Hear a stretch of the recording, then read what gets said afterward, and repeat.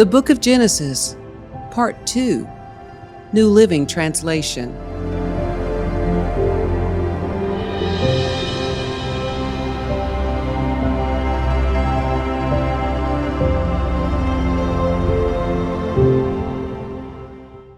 A severe famine now struck the land, as had happened before in Abraham's time. So Isaac moved to Gerar, where Abimelech, king of the Philistines, lived. The Lord appeared to Isaac and said, "Do not go down to Egypt, but do as I tell you. Live here as a foreigner in this land, and I will be with you and bless you. I hereby confirm that I will give all these lands to you and your descendants, just as I solemnly promised Abraham your father. I will cause your descendants to become as numerous as the stars of the sky, and I will give them all these lands. And through your descendants all the nations of the earth will be blessed. I will do this because Abraham listened to me and obeyed all my requirements, commands, decrees, and instructions." So Isaac stayed in Gerar. When the men who lived there asked Isaac about his wife Rebekah, he said, "She is my sister." He was afraid to say, "She is my wife." He thought, "They will kill me to get her because she is so beautiful." But sometime later, Abimelech, king of the Philistines, looked out his window and saw Isaac caressing Rebekah. Immediately, Abimelech called for Isaac and exclaimed, "She is obviously your wife. Why did you say she is my sister?" "Because I was afraid someone would kill me to get her. From me," Isaac replied. "How could you do this to us?" Abimelech exclaimed. "One of my people might easily have taken your wife and slept with her, and you would have made us guilty of great sin." Then Abimelech issued a public proclamation, "Anyone who touches this man or his wife will be put to death." When Isaac planted his crops that year, he harvested 100 times more grain than he had planted, for the Lord blessed him. He became a very rich man, and his wealth continued to grow. He acquired so many flocks of sheep and goats, herds of cattle, and servants that the Philistines became jealous of him. So the Philistines filled up all Isaac's wells with dirt. These were the wells that had been dug by the servants of his father Abraham. Finally, Abimelech ordered Isaac to leave the country. "Go somewhere else," he said, "for you have become too powerful for us." So Isaac moved away to the Gerar Valley, where he set up their tents and settled down. He reopened the wells his father had dug, which the Philistines had filled in after Abraham's death. Isaac also restored the names Abraham had given them. Isaac's servants also dug in the Gerar Valley and discovered a well of fresh water. But then the shepherds from Gerar came and claimed the spring. "This is our water," they said, and they argued over it with Isaac's herdsmen. So Isaac named the well Isaac, which means argument. Isaac's men then dug another well, but again there was a dispute over it. So Isaac named it Sitnah, which means hostility.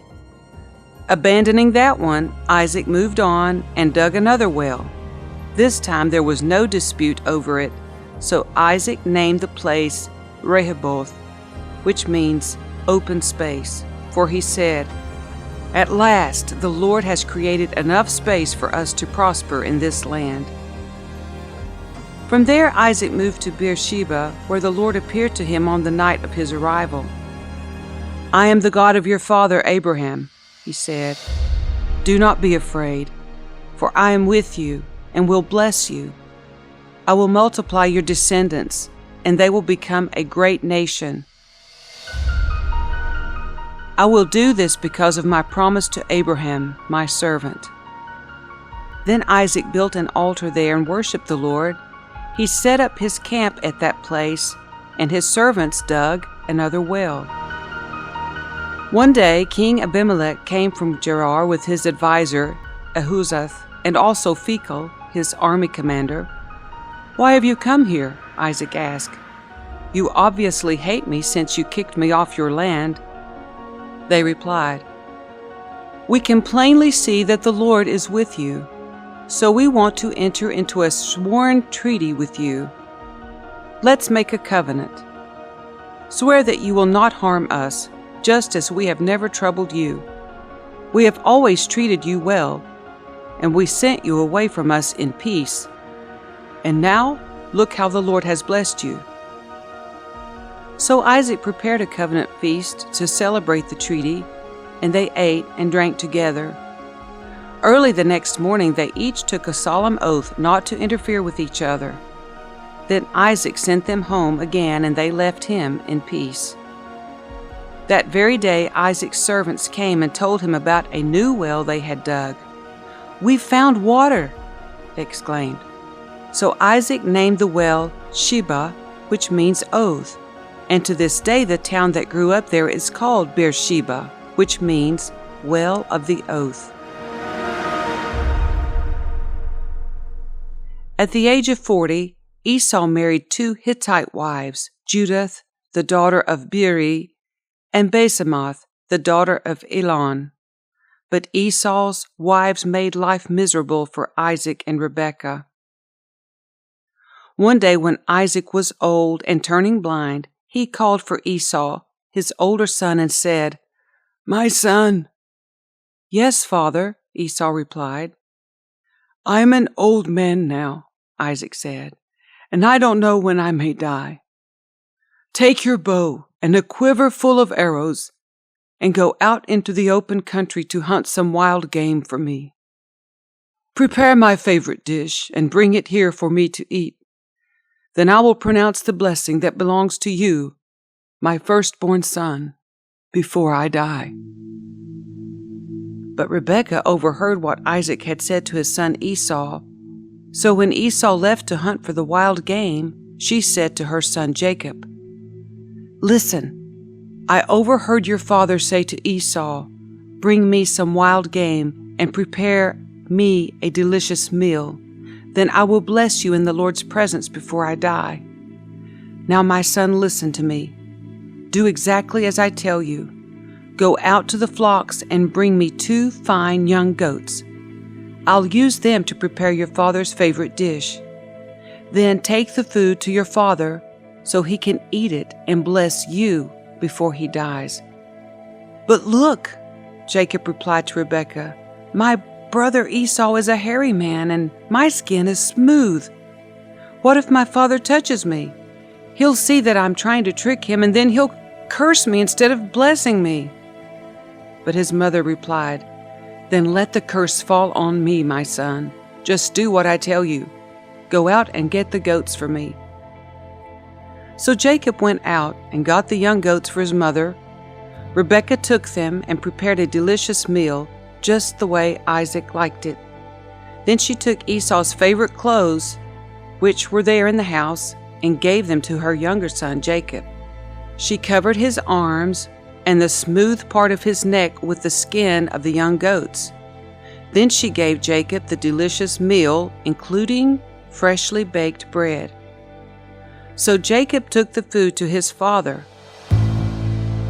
"My father?" he said. "Yes, my son," Isaac answered. "Who are you, Esau or Jacob?" Jacob replied, "It's Esau, your firstborn son. I've done as you told me. Here is the wild game. Now sit up and eat it so you can give me your blessing."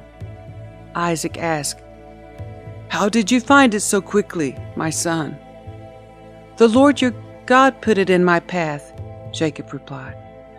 Then Isaac said to Jacob, "Come closer so I can touch you and make sure that you really are Esau." So Jacob went closer to his father, and Isaac touched him. "The voice is Jacob's, but the hands are Esau's," Isaac said. But he did not recognize Jacob because Jacob's hands felt hairy just like Esau's. So Isaac prepared to bless Jacob. "But are you really my son Esau?" he asked. "Yes, I am," Jacob replied. Then Isaac said, "Now, my son, bring me the wild game. Let me eat it, and then I will give you my blessing." So Jacob took the food to his father, and Isaac ate it. He also drank the wine that Jacob served him. Then Isaac said to Jacob, "Please come a little closer and kiss me, my son." So Jacob went over and kissed him, and when Isaac caught the smell of his clothes, he was finally convinced, and he blessed his son. He said, "Ah, the smell of my son is like the smell of the outdoors, which the Lord has blessed. From the dew of heaven and the richness of the earth, may God always give you abundant harvests of grain and bountiful new wine. May many nations become your servants, and may they bow down to you. May you be the master over your brothers, and may your mother's sons bow down to you. All who curse you will be cursed, and all who bless you will be blessed."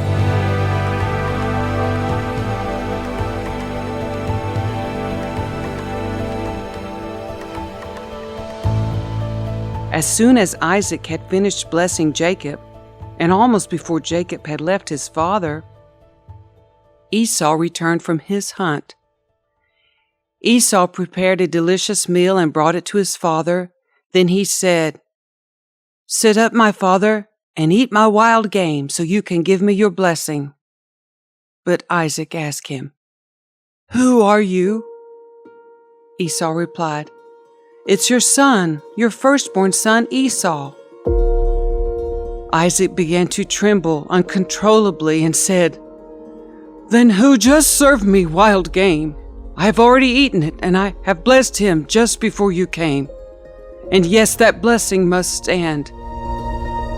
When Esau heard his father's words, he let out a loud and bitter cry. "Oh, my father, what about me? Bless me too," he begged. But Isaac said, "Your brother was here, and he tricked me. He has taken away your blessing." Esau exclaimed, "No wonder his name is Jacob, for now he has cheated me twice. First he took my rights as the firstborn, and now he has stolen my blessing. Oh, haven't you saved even one blessing for me?" Isaac said to Esau, "I have made Jacob your master, and have declared that all his brothers will be his servants. I have guaranteed him an abundance of grain and wine. What is left for me to give you, my son?" Esau pleaded, "But do you have only one blessing?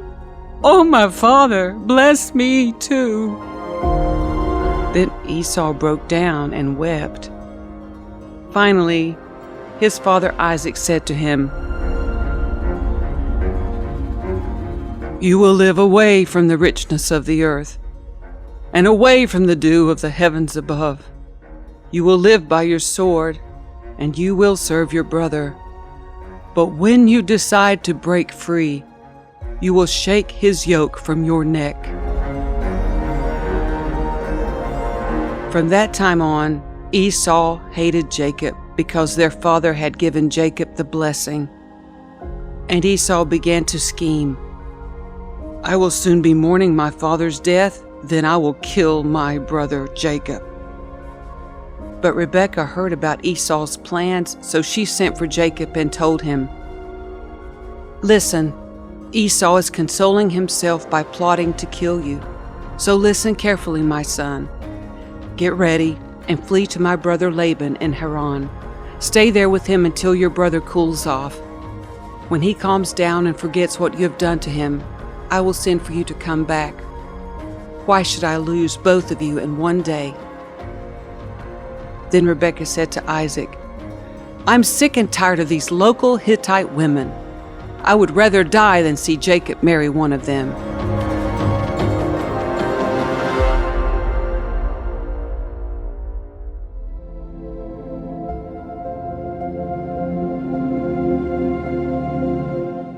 So Isaac called for Jacob, blessed him, and said, "You must not marry any of these Canaanite women. Instead, go at once to Paddan-Aram, to the house of your grandfather Bethuel, and marry one of your uncle Laban's daughters. May God Almighty bless you and give you many children. and may your descendants multiply and become many nations. May God pass on to you and your descendants the blessings he promised to Abraham. May you own this land where you are now living as a foreigner, for God gave this land to Abraham." So Isaac sent Jacob away, and he went to Paddan-Aram to stay with his uncle Laban, his mother's brother, the son of Bethuel the Aramean. Esau knew that his father Isaac had blessed Jacob and sent him to Paddan-Aram to find a wife, and that he had warned Jacob, "You must not marry a Canaanite woman." He also knew that Jacob had obeyed his parents and gone to Paddan-Aram. It was now very clear to Esau that his father did not like the local Canaanite women. So Esau visited his uncle Ishmael's family and married one of Ishmael's daughters, in addition to the wives he already had. His new wife's name was Mahalath, and she was the sister of Nebaioth and the daughter of Ishmael, Abraham's son.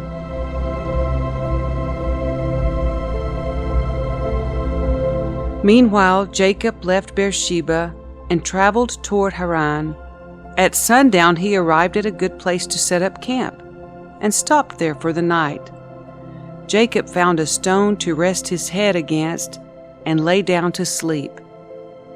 As he slept, he dreamt of a stairway that reached from the earth up to heaven. And he saw the angels of God going up and down the stairway. At the top of the stairway stood the Lord. And he said, "I am the Lord, the God of your grandfather Abraham, and the God of your father Isaac. The ground you are lying on belongs to you. I am giving it to you and your descendants. Your descendants will be as numerous as the dust of the earth. They will spread out in all directions, to the west and the east, to the north and the south, and all the families of the earth will be blessed through you and your descendants. What's more, I am with you and will protect you wherever you go. One day I will bring you back to this land. I will not leave you until I have finished giving you everything I have promised you." Then Jacob woke from his sleep and said, "Surely the Lord is in this place, and I wasn't even aware of it." But he was also afraid and said, "What an awesome place this is! It is none other than the house of God, the very gateway to heaven." The next morning Jacob got up very early. He took the stone he had rested his head against, and he set it upright as a memorial pillar. Then he poured olive oil over it. He named that place Bethel, which means house of God, although it was previously called Luz.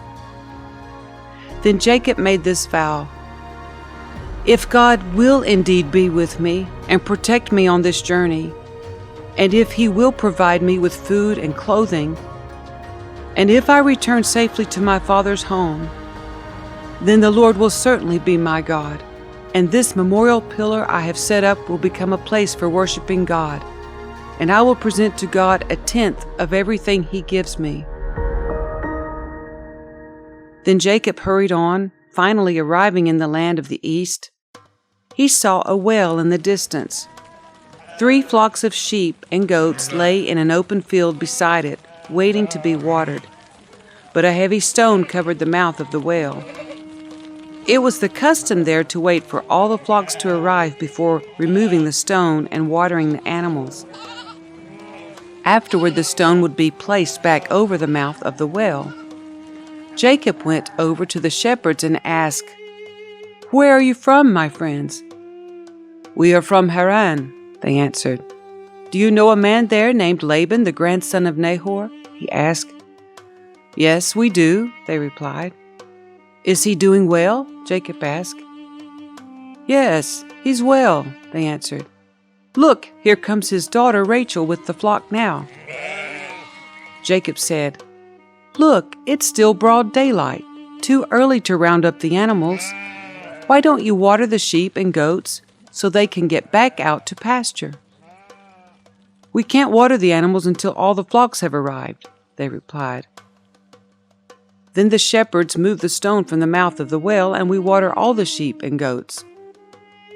Jacob was still talking with them when Rachel arrived with her father's flock, for she was a shepherd.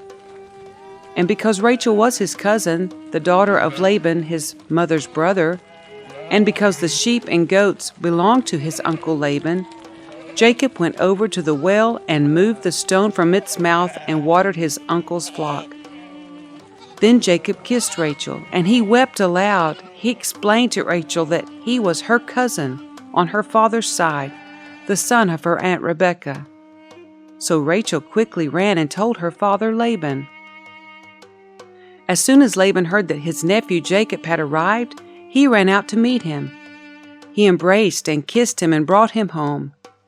When Jacob had told him his story, Laban exclaimed, "You really are my own flesh and blood."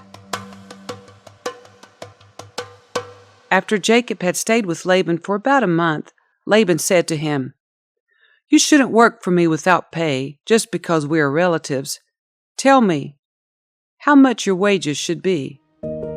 Now Laban had 2 daughters. The older daughter was named Leah, and the younger one was Rachel. There was no sparkle in Leah's eyes, but Rachel had a beautiful figure and a lovely face. Since Jacob was in love with Rachel, he told her father, "I'll work for you for 7 years if you'll give me Rachel, your younger daughter, as my wife." "Agreed," Laban replied. "I'd rather give her to you than to anyone else. Stay and work with me." So Jacob worked 7 years to pay for Rachel, but his love for her was so strong that it seemed to him but a few days. Finally, the time came for him to marry her. "I have fulfilled my agreement," Jacob said to Laban. "Now give me my wife so I can sleep with her." So Laban invited everyone in the neighborhood and prepared a wedding feast. But that night, when it was dark, Laban took Leah to Jacob, and he slept with her. Laban had given Leah a servant Zilpah to be her maid. But when Jacob woke up in the morning, it was Leah. "What have you done to me?" Jacob raged at Laban. "I worked 7 years for Rachel. Why have you tricked me?" "It's not our custom here to marry off a younger daughter ahead of the firstborn," Laban replied. "But wait until the bridal week is over, then we'll give you Rachel too, provided you promise to work another 7 years for me." So Jacob agreed to work 7 more years. A week after Jacob had married Leah, Laban gave him Rachel too. Laban gave Rachel a servant Bilhah to be her maid. So Jacob slept with Rachel too, and he loved her much more than Leah. He then stayed and worked for Laban the additional 7 years. When the Lord saw that Leah was unloved, he enabled her to have children, but Rachel could not conceive. So Leah became pregnant and gave birth to a son. She named him Reuben, for she said, "The Lord has noticed my misery, and now my husband will love me." She soon became pregnant again and gave birth to another son. She named him Simeon, for she said, "The Lord heard that I was unloved, and has given me another son." Then she became pregnant a 3rd time and gave birth to another son. He was named Levi, for she said, "Surely this time my husband will feel affection for me, since I have given him 3 sons." Once again, Leah became pregnant and gave birth to another son. She named him Judah, for she said, "Now I will praise the Lord." And then she stopped having children.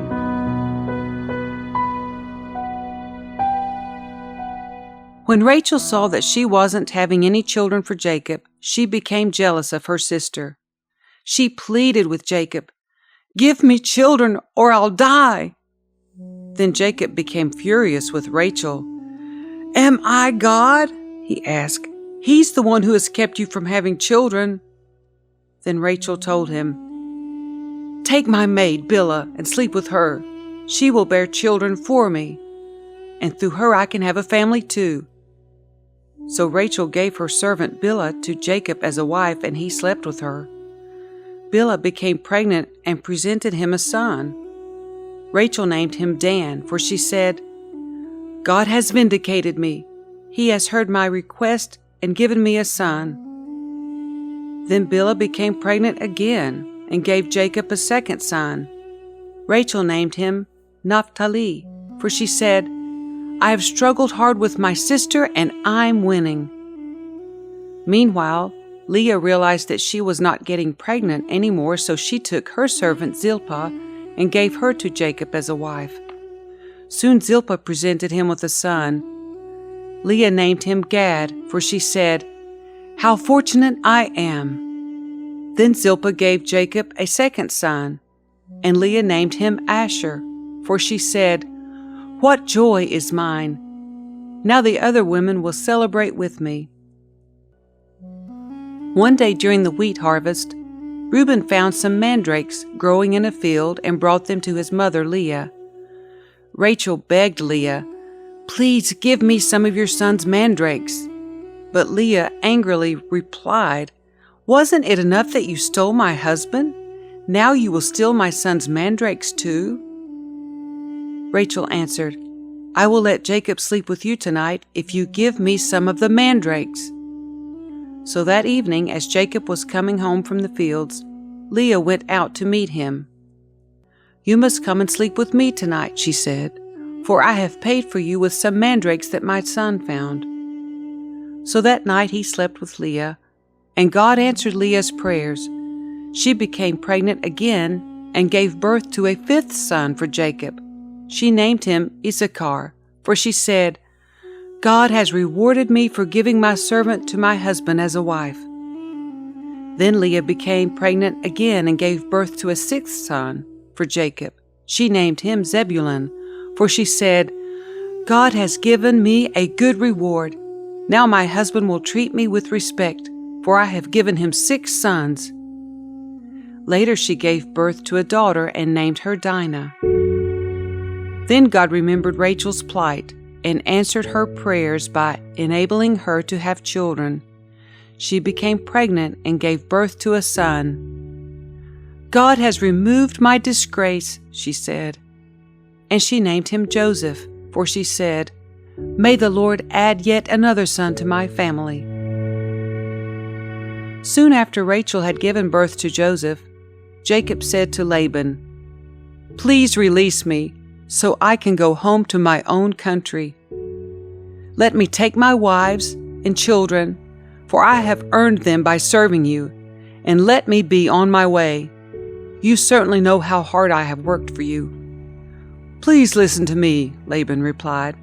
"I have become wealthy, for the Lord has blessed me because of you. Tell me how much I owe you. Whatever it is, I'll pay it." Jacob replied, "You know how hard I've worked for you, and how your flocks and herds have grown under my care. You had little indeed before I came, but your wealth has increased enormously. The Lord has blessed you through everything I've done. But now what about me? When can I start providing for my own family?" "What wages do you want?" Laban asked again. Jacob replied, "Don't give me anything. Just do this one thing, and I'll continue to tend and watch over your flocks. Let me inspect your flocks today and remove all the sheep and goats that are speckled or spotted, along with all the black sheep. Give these to me as my wages. In the future, when you check on the animals you have given me as my wages, you will see that I have been honest. If you find in my flock any goats without speckles or spots, or any sheep that are not black, you will know that I have stolen them from you." "All right," Laban replied, "it will be as you say." But that very day Laban went out and removed the male goats that were streaked and spotted, all the female goats that were speckled and spotted or had white patches, and all the black sheep. He placed them in the care of his own sons, who took them a 3 days' journey from where Jacob was. Meanwhile, Jacob stayed and cared for the rest of Laban's flocks. Then Jacob took some fresh branches from poplar almond, and plane trees and peeled off strips of bark, making white streaks on them. Then he placed these peeled branches in the watering troughs where the flocks came to drink, for that was where they mated. And when they mated in front of the white streaked branches, they gave birth to young that were streaked, speckled, and spotted. Jacob separated those lambs from Laban's flock, and at mating time he turned the flock to face Laban's animals that were streaked or black. This is how he built his own flock instead of increasing Laban's. Whenever the stronger females were ready to mate, Jacob would place the peeled branches in the watering troughs in front of them. Then they would mate in front of the branches. But he didn't do this with the weaker ones, so the weaker lambs belonged to Laban, and the stronger ones were Jacob's. As a result, Jacob became very wealthy, with large flocks of sheep and goats, female and male servants, and many camels and donkeys.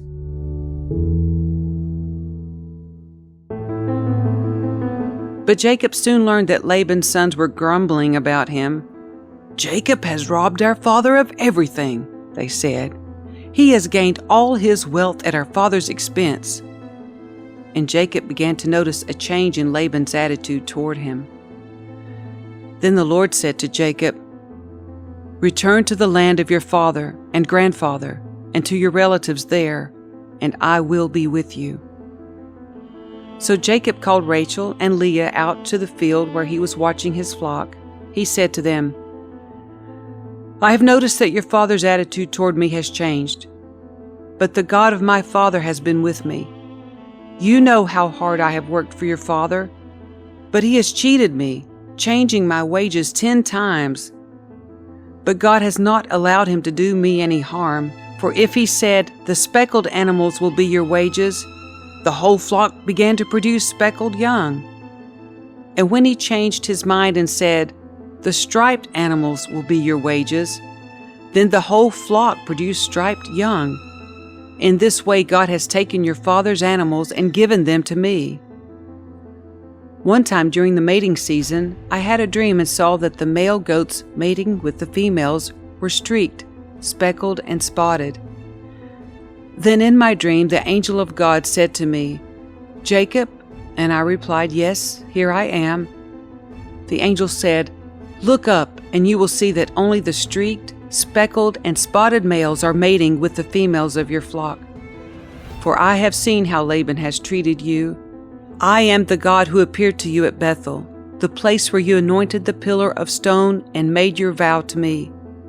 Now get ready and leave this country and return to the land of your birth." Rachel and Leah responded, "That's fine with us. We won't inherit any of our father's wealth anyway. He has reduced our rights to those of foreign women, and after he sold us, he wasted the money you paid him for us. All the wealth God has given you from our father legally belongs to us and our children. So go ahead and do whatever God has told you."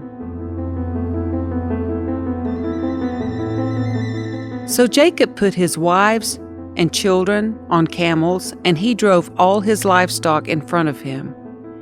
He packed all the belongings he had acquired in Paddan-Aram and set out for the land of Canaan, where his father Isaac lived. At the time they left, Laban was some distance away, shearing his sheep. Rachel stole her father's household idols and took them with her. Jacob outwitted Laban the Aramean, for they set out secretly and never told Laban they were leaving. So Jacob took all his possessions with him and crossed the Euphrates River, heading for the hill country of Gilead. 3 days later, Laban was told that Jacob had fled, so he gathered a group of his relatives and set out in hot pursuit. He caught up with Jacob 7 days later in the hill country of Gilead. But the previous night, God had appeared to Laban the Aramean in a dream and told him, "I'm warning you, leave Jacob alone." Laban caught up with Jacob as he was camped in the hill country of Gilead, and he set up his camp not far away from Jacob's. "What do you mean by deceiving me like this?" Laban demanded. How dare you drag my daughters away like prisoners of war? Why did you slip away secretly? Why did you deceive me? And why didn't you say you wanted to leave? I would have given you a farewell feast with singing and music, accompanied by tambourines and harps. Why didn't you let me kiss my daughters and grandchildren and tell them goodbye? You have acted very foolishly. I could destroy you, but the God of your father appeared to me last night and warned me, leave Jacob alone. I can understand your feeling that you must go and your intense longing for your father's home, but why have you stolen my gods? I rushed away because I was afraid, Jacob answered. I thought you would take your daughters from me by force. But as for your gods, see if you can find them and let the person who has taken them die. And if you find anything else that belongs to you, identify it before all these relatives of ours, and I will give it back. But Jacob did not know that Rachel had stolen the household idols. Laban went first into Jacob's tent to search there, then into Leah's tent, and then the tents of the 2 servant wives, but he found nothing. Finally, he went into Rachel's tent. But Rachel had taken the household idols and hidden them in her camel saddle, and now she was sitting on them. When Laban had thoroughly searched her tent without finding them, she said to her father, "Please, sir, forgive me if I don't get up for you. I'm having my monthly period." So Laban continued his search, but he could not find the household idols. Then Jacob became very angry, and he challenged Laban. "What's my crime?" he demanded. "What have I done wrong to make you chase after me as though I were a criminal? You have rummaged through everything I own. Now show me what you found that belongs to you. Set it out here, in front of us, before our relatives, for all to see. Let them judge between us. For 20 years I have been with you, caring for your flocks, and all that time your sheep and goats never miscarried. In all those years I never used a single ram of yours for food. If any were attacked and killed by wild animals, I never showed you the carcass and asked you to reduce the count of your flock. No, I took the loss myself. You made me pay for every stolen animal, whether it was taken in broad daylight or in the dark of night. I worked for you through the scorching heat of the day and through cold and sleepless nights. Yes, for 20 years I slaved in your house. I worked for 14 years earning your 2 daughters, and then 6 more years for your flock. And you changed my wages 10 times. In fact, if the God of my father had not been on my side, the God of Abraham and the fearsome God of Isaac, you would have sent me away empty-handed. But God has seen your abuse and my hard work. That is why he appeared to you last night and rebuked you." Then Laban replied to Jacob, "These women are my daughters, these children are my grandchildren, and these flocks are my flocks. In fact, everything you see is mine. But what can I do now about my daughters and their children? So come, let's make a covenant, you and I, and it will be a witness to our commitment."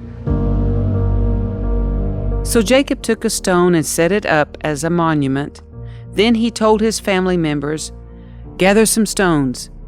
So they gathered stones and piled them in a heap. Then Jacob and Laban sat down beside the pile of stones to eat a covenant meal. To commemorate the event, Laban called the place Jegar Sadutha, which means witness pile in Aramaic, and Jacob called it Galid, which means witness pile in Hebrew. Then Laban declared, "This pile of stones will stand as a witness to remind us of the covenant we have made today." This explains why it was called Galid, witness pile. But it was also called Mitzpah, which means watchtower, for Laban said, "May the Lord keep watch between us to make sure that we keep this covenant when we are out of each other's sight. If you mistreat my daughters, or if you marry other wives, God will see it, even if no one else does. He is a witness to this covenant between us." "See this pile of stones," Laban continued, "and see this monument I have set between us? They stand between us as witnesses of our vows. I will never pass this pile of stones to harm you, and you must never pass these stones or this monument to harm me. I call on the God of our ancestors, the God of your grandfather Abraham, and the God of my grandfather Nahor, to serve as a judge between us." So Jacob took an oath before the fearsome God of his father Isaac to respect the boundary line. Then Jacob offered a sacrifice to God there on the mountain and invited everyone to a covenant feast. After they had eaten, they spent the night on the mountain. Laban got up early the next morning, and he kissed his grandchildren and his daughters and blessed them. Then he left and returned home. As Jacob started on his way again, angels of God came to meet him. When Jacob saw them, he exclaimed, "This is God's camp!" So he named the place Mahanaim. Then Jacob sent messengers ahead to his brother Esau, who was living in the region of Seir in the land of Edom. He told them, "Give this message to my master Esau. Humble greetings from your servant Jacob. Until now, I have been living with Uncle Laban, and now I own cattle, donkeys, flocks of sheep and goats, and many servants, both men and women. I have sent these messengers to inform my lord of my coming, hoping that you will be friendly to me." After delivering the message, the messengers returned to Jacob and reported, "We met your brother Esau, and he is already on his way to meet you, with an army of 400 men." Jacob was terrified at the news. He divided his household, along with the flocks and herds and camels, into 2 groups. He thought, if Esau meets one group and attacks it, perhaps the other group can escape. Then Jacob prayed, "O God of my grandfather Abraham, and God of my father Isaac, O Lord, you told me, 'Return to your own land and to your relatives,' and you promised me, 'I will treat you kindly.' I am not worthy of all the unfailing love and faithfulness you have shown to me, your servant. When I left home and crossed the Jordan River, I owned nothing except a walking stick.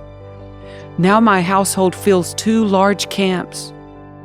O Lord, please rescue me from the hand of my brother Esau. I am afraid that he is coming to attack me, along with my wives and children. But you promised me, 'I will surely treat you kindly, and I will multiply your descendants until they become as numerous as sands along the seashore, too many to count.'" Jacob stayed where he was for the night. Then he selected these gifts from his possessions to present to his brother Esau: 200 female goats, 20 male goats, 200 ewes, 20 rams, 30 female camels with their young, 40 cows, 10 bulls, 20 female donkeys, and 10 male donkeys. He divided these animals into herds and assigned each to different servants. Then he told his servants, "Go ahead of me with the animals, but keep some distance between the herds." He gave these instructions to the men leading the first group. "When my brother Esau meets you, he will ask, 'Whose servants are you? Where are you going? Who owns these animals?' You must reply, 'They belong to your servant Jacob. But they are a gift for his master Esau. Look, he is coming right behind us.'" Jacob gave the same instructions to the second and third herdsmen and to all who followed behind the herds. "You must say the same thing to Esau when you meet him, and be sure to say, 'Look, your servant Jacob is right behind us.'" Jacob thought, "I will try to appease him by sending gifts ahead of me. When I see him in person, Perhaps he will be friendly to me." So the gifts were sent on ahead while Jacob himself spent that night in the camp. During the night, Jacob got up and took his 2 wives, his 2 servant wives, and his 11 sons and crossed the Jabbok River with them. After taking them to the other side, he sent over all his possessions. This left Jacob all alone in the camp. And a man came and wrestled with him until the dawn began to break. When the man saw that he would not win the match, he touched Jacob's hip and wrenched it out of its socket. Then the man said, "Let me go, for the dawn is breaking." But Jacob said, "I will not let you go unless you bless me." "What is your name?" the man asked. He replied, "Jacob." "Your name will no longer be Jacob," the man told him. "From now on you will be called Israel, because you have fought with God and with men and have won." "Please tell me your name," Jacob said. "Why do you want to know my name?" the man replied. Then he blessed Jacob there. Jacob named the place Peniel, which means face of God, for he said, "I have seen God face to face, yet my life has been spared."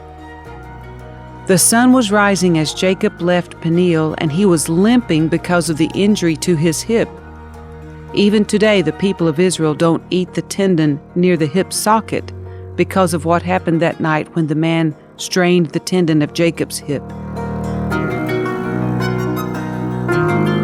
Then Jacob looked up and saw Esau coming with his 400 men. So he divided the children among Leah, Rachel, and his 2 servant wives. He put the servant wives and their children at the front, Leah and her children next, and Rachel and Joseph last. Then Jacob went on ahead. As he approached his brother, he bowed to the ground 7 times before him. Then Esau ran to meet him and embraced him, threw his arms around his neck and kissed him, and they both wept. Then Esau looked at the women and children and asked, "Who are these people with you?" "These are the children God has graciously given to me, your servant," Jacob replied. Then the servant wives came forward with their children and bowed before him. Next came Leah with her children, and they bowed before him. Finally, Joseph and Rachel came forward and bowed before him. "And what are all the flocks and herds I met as I came?" Esau asked. Jacob replied, "They are a gift, my lord, to ensure your friendship." "My brother, I have plenty," Esau answered. "Keep what you have for yourself." But Jacob insisted, "No, if I have found favor with you, please accept this gift from me. And what a relief to see your friendly smile. It is like seeing the face of God. Please take this gift I have brought you, for God has been very gracious to me. I have more than enough." And because Jacob insisted, Esau finally accepted the gift. "Well," Esau said, "let's be going. I will lead the way." But Jacob replied, "You can see, my lord, that some of the children are very young, and the flocks and herds have their young too. If they are driven too hard, even for one day, all the animals could die. Please, my lord, go ahead of your servant. We will follow slowly, at a pace that is comfortable. For the livestock and the children, I will meet you at Seir." "All right," Esau said, "but at least let me assign some of my men to guide and protect you." Jacob responded, "That's not necessary. It's enough that you've received me warmly, my lord." So Esau turned around and started back to Seir that same day. Jacob, on the other hand, traveled on to Succoth. There he built himself a house and made shelters for his livestock. That is why the place was named Succoth, which means shelters. Later, having traveled all the way from Paddan-Aram, Jacob arrived safely at the town of Shechem in the land of Canaan. There he set up camp outside the town. Jacob bought the plot of land where he camped from the family of Hamor, the father of Shechem, for 100 pieces of silver. And there he built an altar and named it El Elohe Israel. One day Dinah, the daughter of Jacob and Leah, went to visit some of the young women who lived in the area. But when the local prince, Shechem, son of Hamor the Hivite, saw Dinah, he seized her and raped her. But then he fell in love with her, and he tried to win her affection with tender words. He said to his father Hamor, "Get me this young girl. I want to marry her." Soon Jacob heard that Shechem had defiled his daughter Dinah. But since his sons were out in the fields herding his livestock, he said nothing until they returned. Hamor, Shechem's father, came to discuss the matter with Jacob. Meanwhile, Jacob's sons had come in from the field as soon as they heard what had happened. They were shocked and furious that their sister had been raped. Shechem had done a disgraceful thing against Jacob's family, something that should never be done. Hamor tried to speak with Jacob and his sons. "My son Shechem is truly in love with your daughter," he said. "Please let him marry her. In fact, let's arrange other marriages too. You give us your daughters for our sons, and we will give you our daughters for your sons. And you may live among us. The land is open to you. Settle here and trade with us, and feel free to buy property in the area." Then Shechem himself spoke to Dinah's father and brothers. "Please be kind to me and let me marry her," he begged. "I will give you whatever you ask. No matter what dowry or gift you demand, I will gladly pay it. Just give me the girl as my wife." But since Shechem had defiled their sister Dinah, Jacob's sons responded deceitfully to Shechem and his father Hamor. They said to them, "We couldn't possibly allow this because you're not circumcised. It would be a disgrace for our sister to marry a man like you. But here is a solution. If every man among you will be circumcised like we are, then we will give you our daughters, and we'll take your daughters for ourselves. We will live among you and become one people. But if you don't agree to be circumcised, we will take her and be on our way." Hamor and his son Shechem agreed to their proposal. Shechem wasted no time in acting on this request, for he wanted Jacob's daughter desperately.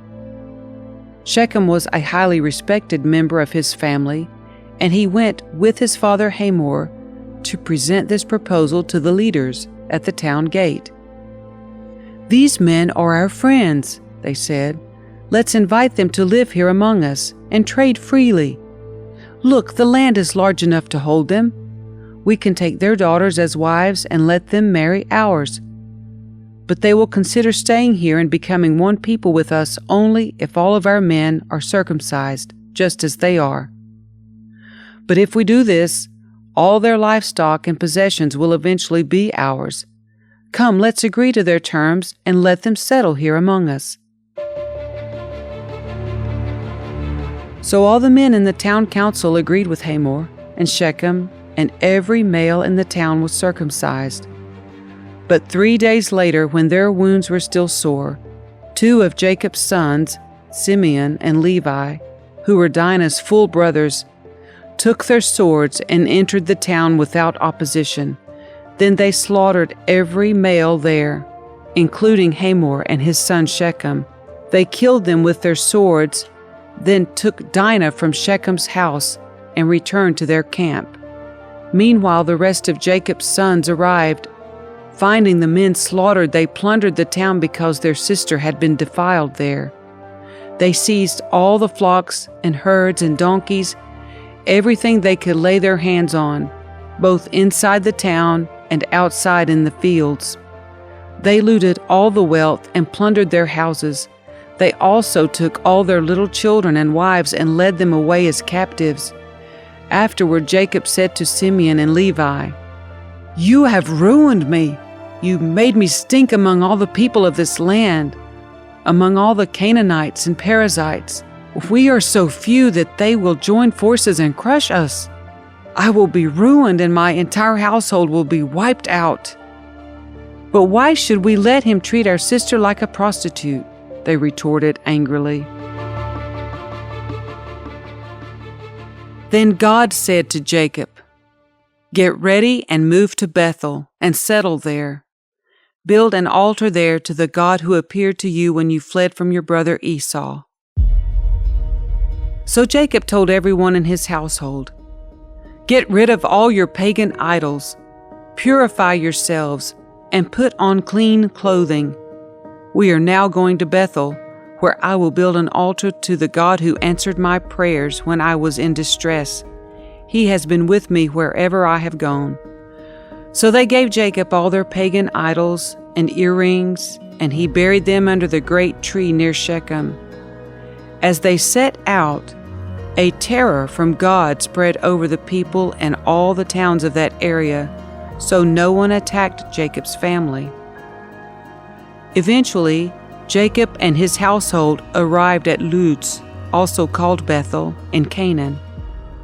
Jacob built an altar there and named the place El Bethel, which means God of Bethel, because God had appeared to him there when he was fleeing from his brother Esau. Soon after this, Rebekah's old nurse, Deborah, died.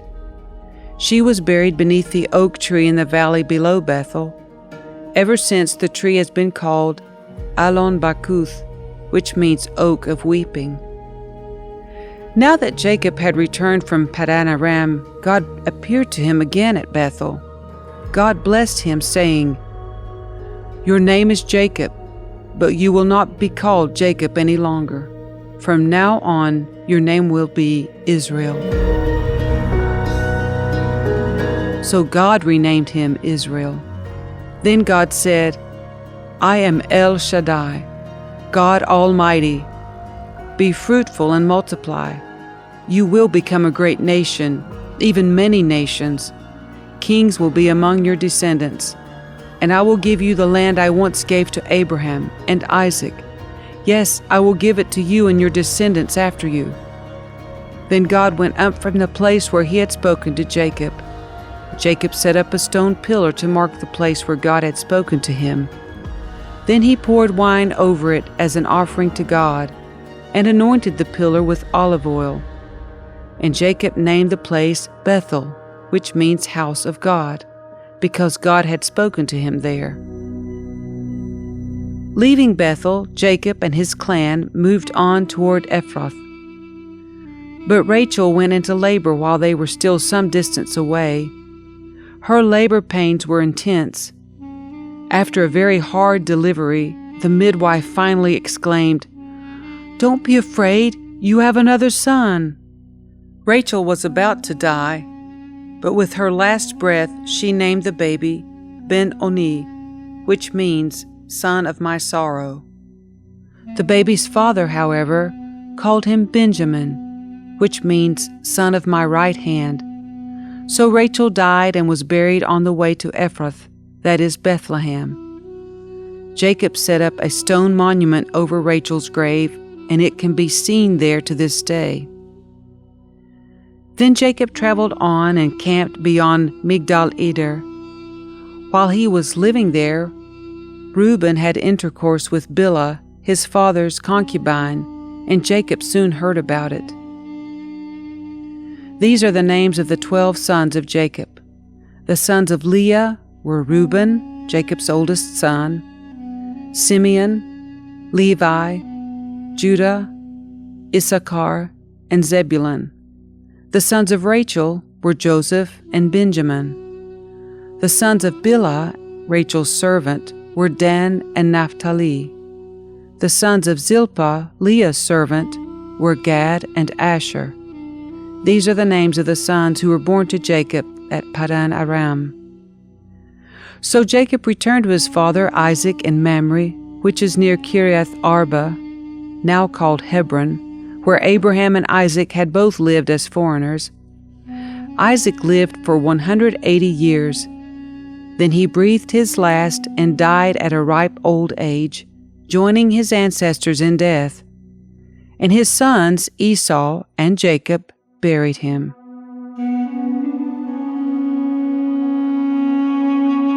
This is the account of the descendants of Esau, also known as Edom. Esau married 2 young women from Canaan, Adah, the daughter of Elon the Hittite, and Oholibamah, the daughter of Anah and granddaughter of Zibeon the Hivite. He also married his cousin Basemath, who was the daughter of Ishmael and the sister of Nebaioth. Adah gave birth to a son named Eliphaz for Esau.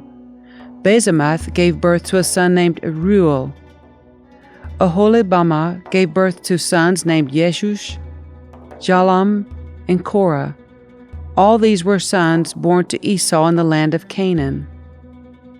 Esau took his wives, his children, and his entire household, along with his livestock and cattle, all the wealth he had acquired in the land of Canaan, and moved away from his brother Jacob. There was not enough land to support them both, because of all the livestock and possessions they had acquired.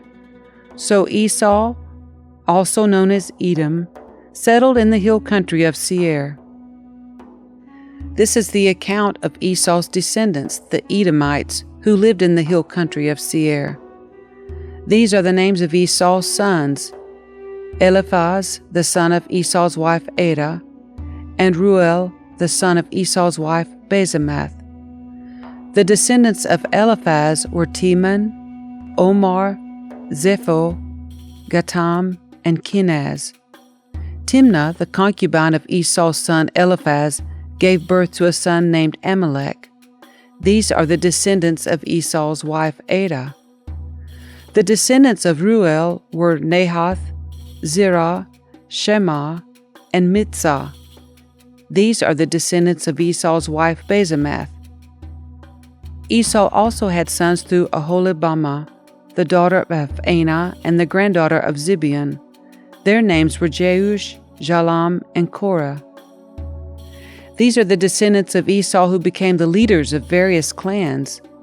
The descendants of Esau's oldest son, Eliphaz, became the leaders of the clans of Teman, Omar, Zepho, Kenaz, Korah, Gatam, and Abimelech.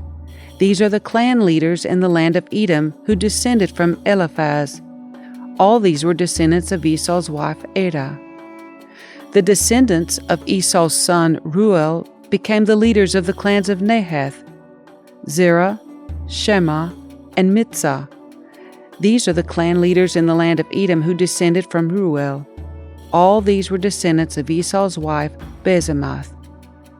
The descendants of Esau and his wife Oholibamah became the leaders of the clans of Jeush, Jalam, and Korah.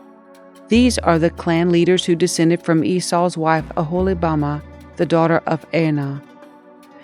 These are the clans descended from Esau, also known as Edom, identified by their clan leaders. These are the names of the tribes that descended from Seir, the Horite. They lived in the land of Edom: Lotan, Shobal, Zibeon, Anah, Dishon, Ezer, and Dishan.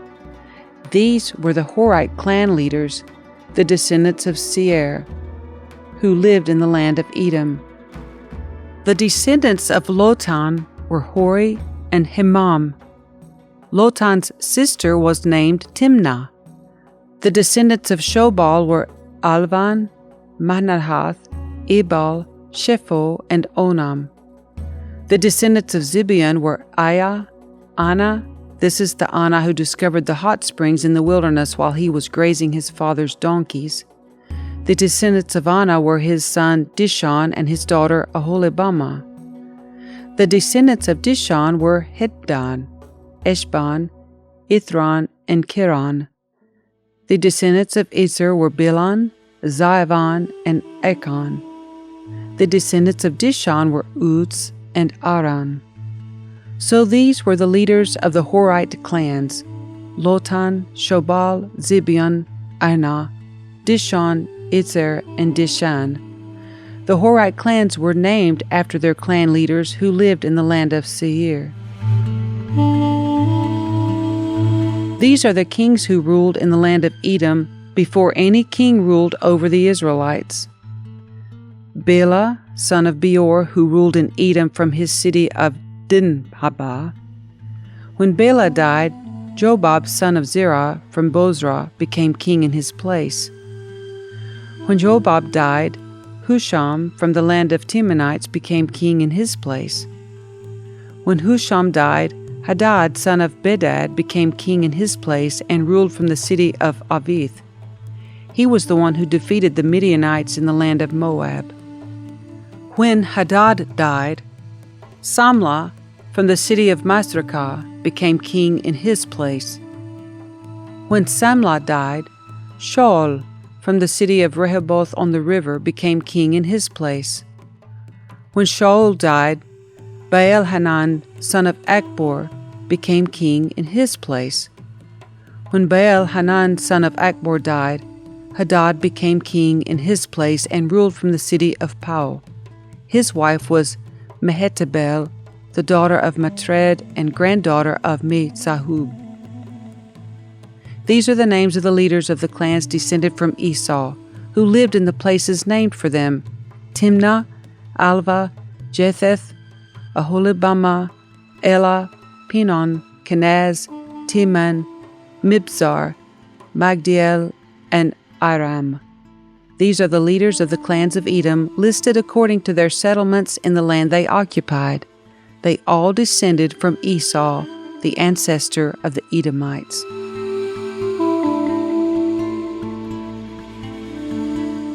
So Jacob settled again in the land of Canaan, where his father had lived as a foreigner. This is the account of Jacob and his family. When Joseph was 17 years old, he often tended his father's flocks. He worked for his half-brothers, the sons of his father's wives Bilhah and Zilpah. But Joseph reported to his father some of the bad things his brothers were doing. Jacob loved Joseph more than any of his other children because Joseph had been born to him in his old age. So one day Jacob had a special gift made for Joseph, a beautiful robe. But his brothers hated Joseph because their father loved him more than the rest of them. They couldn't say a kind word to him. One night, Joseph had a dream, and when he told his brothers about it, they hated him more than ever. "Listen to this dream," he said. "We were out in the field tying up bundles of grain. Suddenly, my bundle stood up, and your bundles all gathered around and bowed low before mine." His brothers responded, "So you think you will be our king, do you? Do you actually think you will reign over us?" And they hated him all the more because of his dreams and the way he talked about them. Soon Joseph had another dream, and again he told his brothers about it. "Listen, I've had another dream," he said. "The sun, moon, and 11 stars bowed low before me." This time he told the dream to his father as well as to his brothers, but his father scolded him. "What kind of dream is that?" he asked. "Will your mother and I and your brothers actually come and bow to the ground before you?" But while his brothers were jealous of Joseph, his father wondered what the dreams meant. Soon after this, Joseph's brothers went to pasture their father's flocks at Shechem. When they had been gone for some time, Jacob said to Joseph, "Your brothers are pasturing the sheep at Shechem. Get ready, and I will send you to them." "I'm ready to go," Joseph replied. "Go and see how your brothers and the flocks are getting along," Jacob said. "Then come back and bring me a report." So Jacob sent him on his way, and Joseph traveled to Shechem from the home in the valley of Hebron. When he arrived there, a man from the area noticed him wandering around the countryside. "What are you looking for?" he asked. "I'm looking for my brothers," Joseph replied. "Do you know where they are pasturing their sheep?" "Yes," the man told him. "They have moved on from here. But I heard them say, 'Let's go on to Dothan.'" So Joseph followed his brothers to Dothan and found them there. When Joseph's brothers saw him coming, they recognized him in the distance. As he approached, they made plans to kill him. "Here comes the dreamer," they said. "Come on, let's kill him and throw him into one of those cisterns. We can tell our father a wild animal has eaten him. Then we'll see what becomes of his dreams." But when Reuben heard of their scheme, he came to Joseph's rescue. "Let's not kill him," he said. "Why should we shed any blood? Let's just throw him into this empty cistern here in the wilderness. Then he'll die without our laying a hand on him." Reuben was secretly planning to rescue Joseph and return him to his father. So when Joseph arrived, his brothers ripped off the beautiful robe he was wearing. Then they grabbed him and threw him into the cistern. Now the cistern was empty, there was no water in it. Then, just as they were sitting down to eat, they looked up and saw a caravan of camels in the distance, coming toward them. It was a group of Ishmaelite traders taking a load of gum, balm, and aromatic resin from Gilead down to Egypt. Judah said to his brothers, "What will we gain by killing our brother? We'd have to cover up the crime. Instead of hurting him, let's sell him to those Ishmaelite traders. After all, he is our brother, our own flesh and blood." And his brothers agreed. So when the Ishmaelites, who were Midianite traders, came by, Joseph's brothers pulled him out of the cistern and sold him to them for 20 pieces of silver. And the traders took him to Egypt. Sometime later, Reuben returned to get Joseph out of the cistern. When he discovered that Joseph was missing, he tore his clothes in grief. Then he went back to his brothers and lamented, "The boy is gone. What will I do now?" Then the brothers killed a young goat and dipped Joseph's robe in its blood. They sent the beautiful robe to their father with this message, "Look at what we found. Doesn't this robe belong to your son?" Their father recognized it immediately. "Yes," he said, "it is my son's robe. A wild animal must have eaten him. Joseph has clearly been torn to pieces." Then Jacob tore his clothes and dressed himself in burlap. He mourned deeply for his son for a long time. His family all tried to comfort him, but he refused to be comforted. "I will go to my grave mourning for my son," he would say, and then he would weep. Meanwhile, the Midianite traders arrived in Egypt, where they sold Joseph to Potiphar, an officer of Pharaoh, the king of Egypt. Potiphar was captain of the palace guard. About this time, Judah left home and moved to Adullam, where he stayed with a man named Hirah. There he saw a Canaanite woman, the daughter of Shua, and he married her. When he slept with her, she became pregnant and gave birth to a son, and he named the boy Then she became pregnant again and gave birth to another son, and she named him Onan. And when she gave birth to a third son, she named him Shelah. At the time of Shelah's birth, they were living at Kazib. In the course of time, Judah arranged for his firstborn son, to marry a young woman named Tamar. But was a wicked man in the Lord's sight, so the Lord took his life. Then Judah said to Er's brother Onan, "Go and marry Tamar, as our law requires of the brother of a man who has died. You must produce an heir for your brother." But Onan was not willing to have a child who would not be his own heir. So whenever he had intercourse with his brother's wife, he spilled the semen on the ground. This prevented her from having a child who would belong to his brother. But the Lord considered it evil for Onan to deny a child to his dead brother, so the Lord took Onan's life too.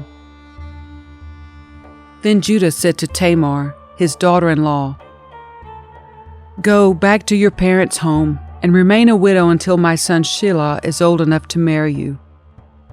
But Judah didn't really intend to do this because he was afraid Shelah would also die like his two brothers. So Tamar went back to live in her father's home. Some years later, Judah's wife died. After the time of mourning was over, Judah and his friend Hirah the Adullamite went to Timnah to supervise the shearing of his sheep. Someone had told Tamar, "Look, your father-in-law is going up to Timnah to shear his sheep." Tamar was aware that Shelah had grown up, but no arrangements had been made for her to come and marry him. So she changed out of her widow's clothing and covered herself with a veil to disguise herself. Then she sat beside the road at the entrance to the village of Edom, which is on the road to Timnah. Judah noticed her and thought she was a prostitute, since she had covered her face. So he stopped and propositioned her. "Let me have sex with you," he said, not realizing that she was his own daughter-in-law. "How much will you pay to have sex with me?" Tamar asked. "I'll send you a young goat from my flock," Judah promised. "But what will you give me to guarantee that you will send the goat?" she asked. "What kind of guarantee do you want?" he replied. She answered, "Leave me your identification seal and its cord and the walking stick you are carrying." So Judah gave them to her. Then he had intercourse with her, and she became pregnant. Afterwards she went back home, took off her veil, and put on her widow's clothing as usual. Later Judah asked his friend Hirah the Adullamite to take the young goat to the woman and to pick up the things he had given her as a guarantee. But Hirah could not find her.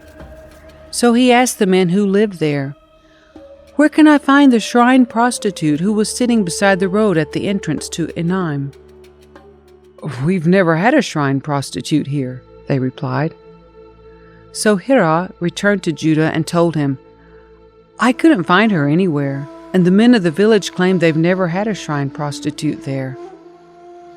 "Then let her keep the things I gave her," Judah said. "I sent the young goat as we agreed, but you couldn't find her. We'd be the laughing stock of the village if we went back again to look for her."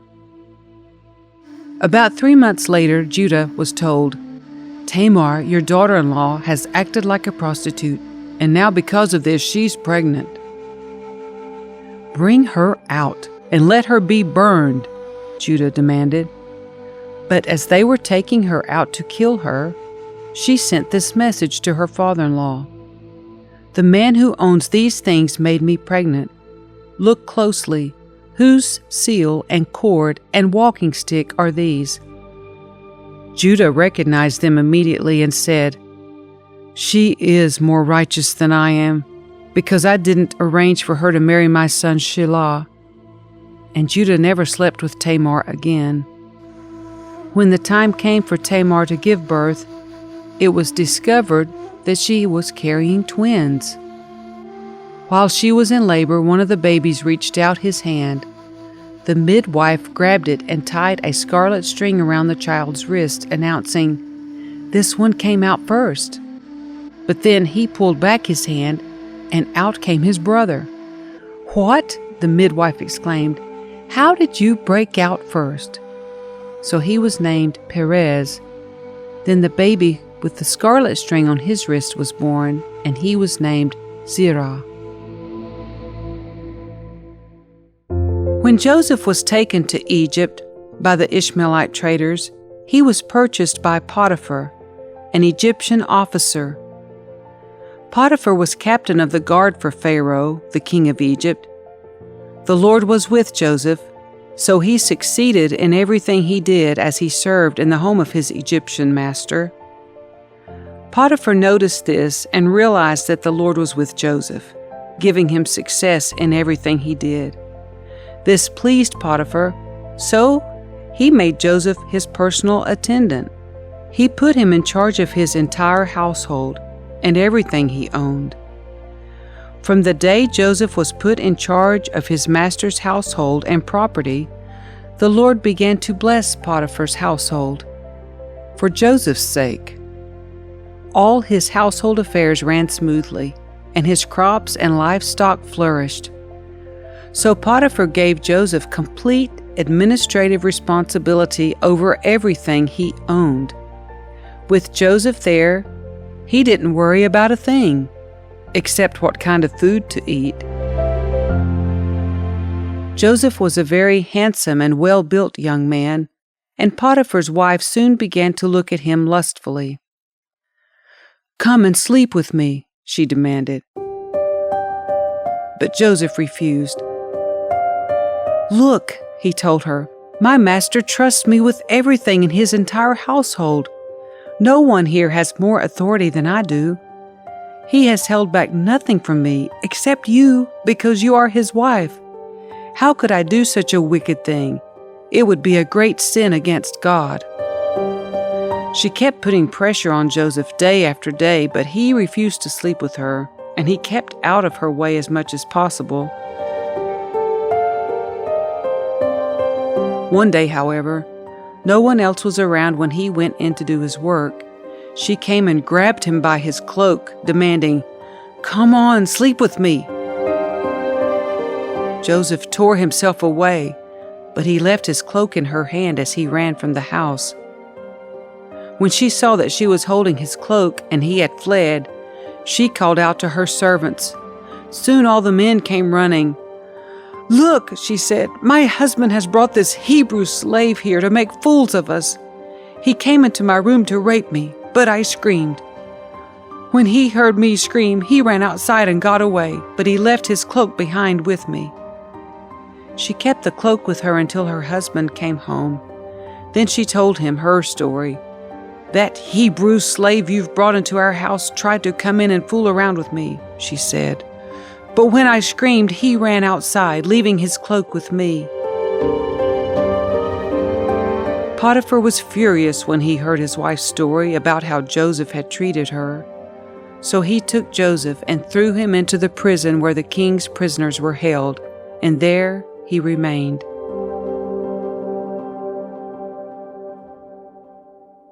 But the Lord was with Joseph in the prison and showed him his faithful love.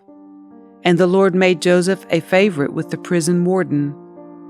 Before long, the warden put Joseph in charge of all the other prisoners and over everything that happened in the prison. The warden had no more worries because Joseph took care of everything. The Lord was with him and caused everything he did to succeed. Sometime later, Pharaoh's chief cupbearer and chief baker offended their royal master. Pharaoh became angry with these two officials, and he put them in the prison where Joseph was, in the palace of the captain of the guard. They remained in prison for quite some time, and the captain of the guard assigned them to Joseph, who looked after them. While they were in prison, Pharaoh's cupbearer and baker each had a dream one night, and each dream had its own meaning. When Joseph saw them the next morning, he noticed that they both looked upset. "Why do you look so worried today?" he asked them. And they replied, "We both had dreams last night, but no one can tell us what they mean." "Interpreting dreams is God's business," Joseph replied. "Go ahead and tell me your dreams." So the chief cupbearer told Joseph his dream first. "In my dream," he said, "I saw a grapevine in front of me. The vine had 3 branches that began to bud and blossom, and soon it produced clusters of ripe grapes. I was holding Pharaoh's wine cup in my hand, so I took a cluster of grapes and squeezed the juice into the cup. Then I placed the cup in Pharaoh's hand." "This is what the dream means," Joseph said. "The 3 branches represent 3 days. Within 3 days, Pharaoh will lift you up and restore you to your position as his chief cupbearer. And please, remember me, and do me a favor when things go well for you. Mention me to Pharaoh, so he might let me out of this place. For I was kidnapped from my homeland, the land of the Hebrews, and now I'm here in prison, but I did nothing to deserve it." When the chief baker saw that Joseph had given the first dream such a positive interpretation, he said to Joseph, "I had a dream too. In my dream, there were 3 baskets of white pastries stacked on my head. The top basket contained all kinds of pastries for Pharaoh, but the birds came and ate them from the basket on my head." "This is what the dream means," Joseph told him. "The 3 baskets also represent 3 days. 3 days from now, Pharaoh will lift you up and impale your body on a pole. Then birds will come and peck away at your flesh." Pharaoh's birthday came 3 days later, and he prepared a banquet for all his officials and staff. He summoned his chief cupbearer and chief baker to join the other officials. He then restored the chief cupbearer to his former position, so he could again hand Pharaoh his cup. But Pharaoh impaled the chief baker, just as Joseph had predicted when he interpreted his dream. Pharaoh's chief cupbearer, however, forgot all about Joseph, never giving him another thought.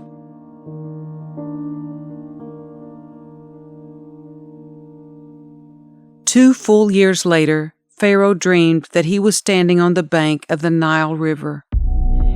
In his dream, he saw 7 fat, healthy cows coming up out of the river and begin grazing in the marsh grass. Then he saw 7 more cows come up behind them from the Nile, but these were scrawny and thin. These cows stood beside the fat cows on the riverbank. Then the scrawny, thin cows ate the 7 healthy, fat cows. At this point in the dream, Pharaoh woke up. But he fell asleep again and had a second dream. This time he saw 7 heads of grain, plump and beautiful, growing on a single stalk. Then 7 more heads of grain appeared, but they were shriveled and withered by the east wind. And these thin heads swallowed up the 7 plump, well-formed heads. Then Pharaoh woke up again and realized it was a dream. The next morning, Pharaoh was very disturbed by the dreams, so he called for all the magicians and wise men of Egypt. When Pharaoh told them his dreams, not one of them could tell him what they meant. Finally, the king's chief cupbearer spoke up. "Today I've been reminded of my failure," he told Pharaoh. "Some time ago you were angry with the chief baker and me, and you imprisoned us in the palace of the captain of the guard. One night the chief baker and I each had a dream, and each dream had its own meaning. There was a young Hebrew man with us in the prison who was a slave of the captain of the guard. We told him our dreams, and he told us what each of our dreams meant. And everything happened just as he had predicted. I was restored to my position as cupbearer, and the chief baker was executed and impaled on a pole." Pharaoh sent for Joseph at once, and he was quickly brought from the prison. After he shaved and changed his clothes, he went in and stood before Pharaoh. Then Pharaoh said to Joseph, "I had a dream last night, and no one here can tell me what it means. But I have heard that when you hear about a dream, you can interpret it." "It is beyond my power to do this," Joseph replied, "but God can tell you what it means and set you at ease."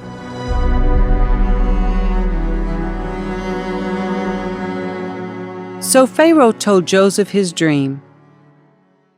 "In my dream," he said, "I was standing on the bank of the Nile River, and I saw 7 fat, healthy cows coming up out of the river and begin grazing in the marsh grass. But then I saw 7 sick-looking cows, scrawny and thin, come up after them. I've never seen such sorry-looking animals in all the land of Egypt. These thin, scrawny cows ate the 7 fat cows. But afterward you wouldn't have known it, for they were still as thin and scrawny as before. Then I woke up. In my dream, I also saw 7 heads of grain, full and beautiful, growing on a single stalk. Then 7 more heads of grain appeared, but they were blighted, shriveled, and withered by the east wind.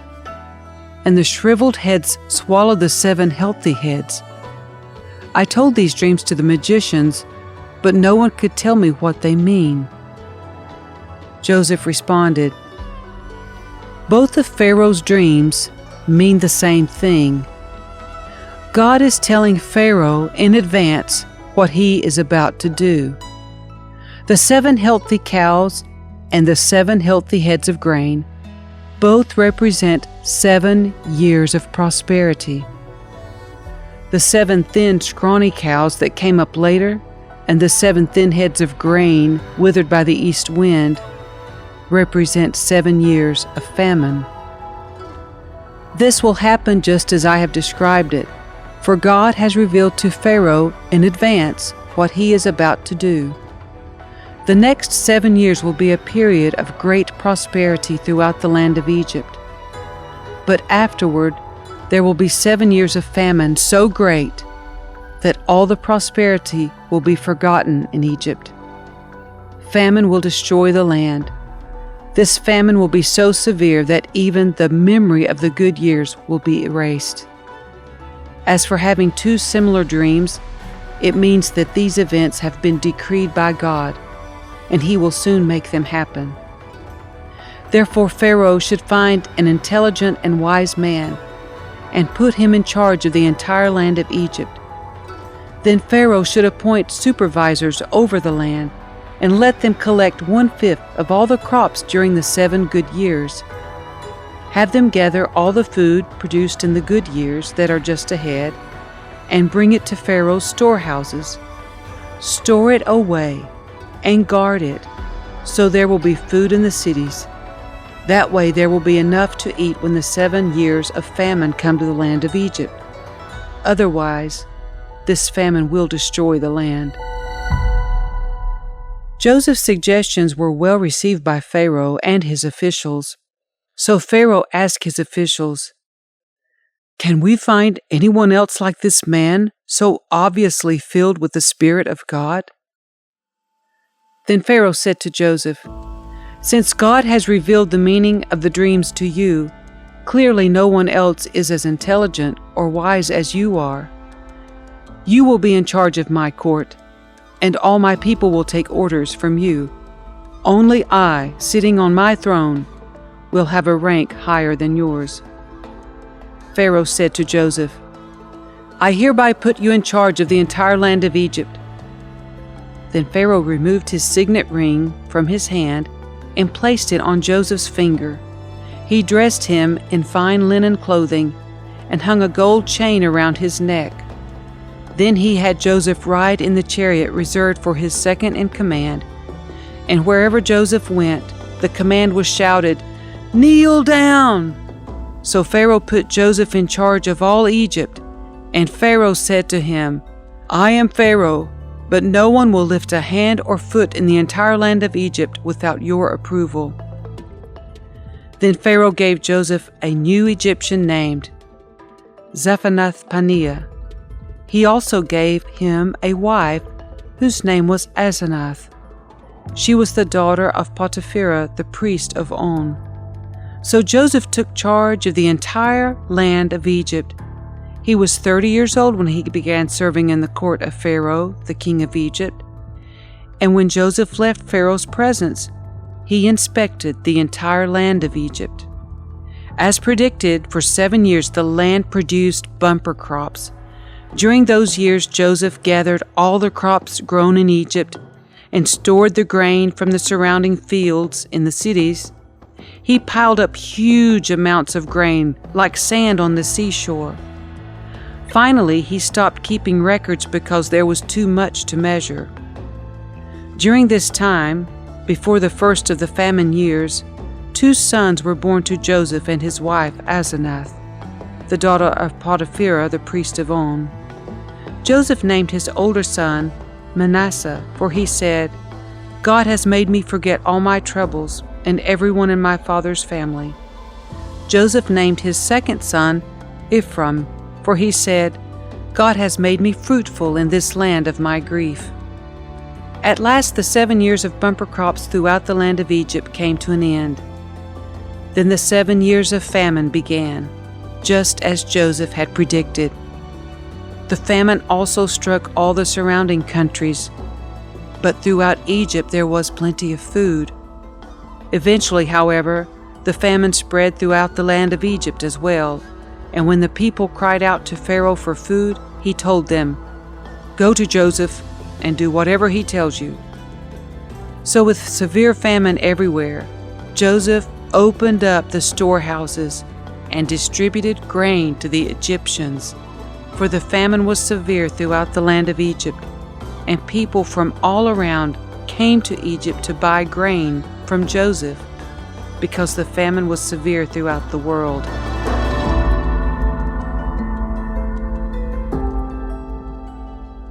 When Jacob heard that grain was available in Egypt, he said to his sons, "Why are you standing around looking at one another?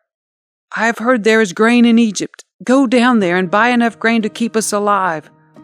Otherwise, we'll die." So Joseph's 10 older brothers went down to Egypt to buy grain. But Jacob wouldn't let Joseph's younger brother Benjamin go with them, for fear some harm might come to him.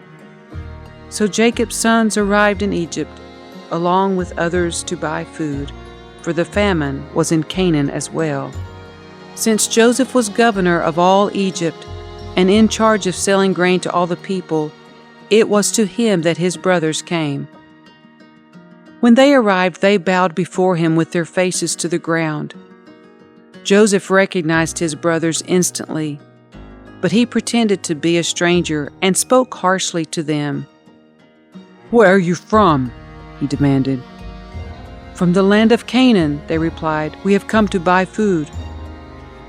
Although Joseph recognized his brothers, they did not recognize him.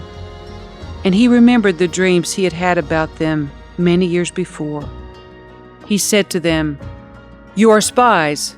You have come to see how vulnerable our land has become." "No, my lord," they exclaimed. "Your servants have simply come to buy food. We are all brothers, members of the same family. We are honest men, sir. We are not spies." "Yes, you are," Joseph insisted. "You have come to see how vulnerable our land has become."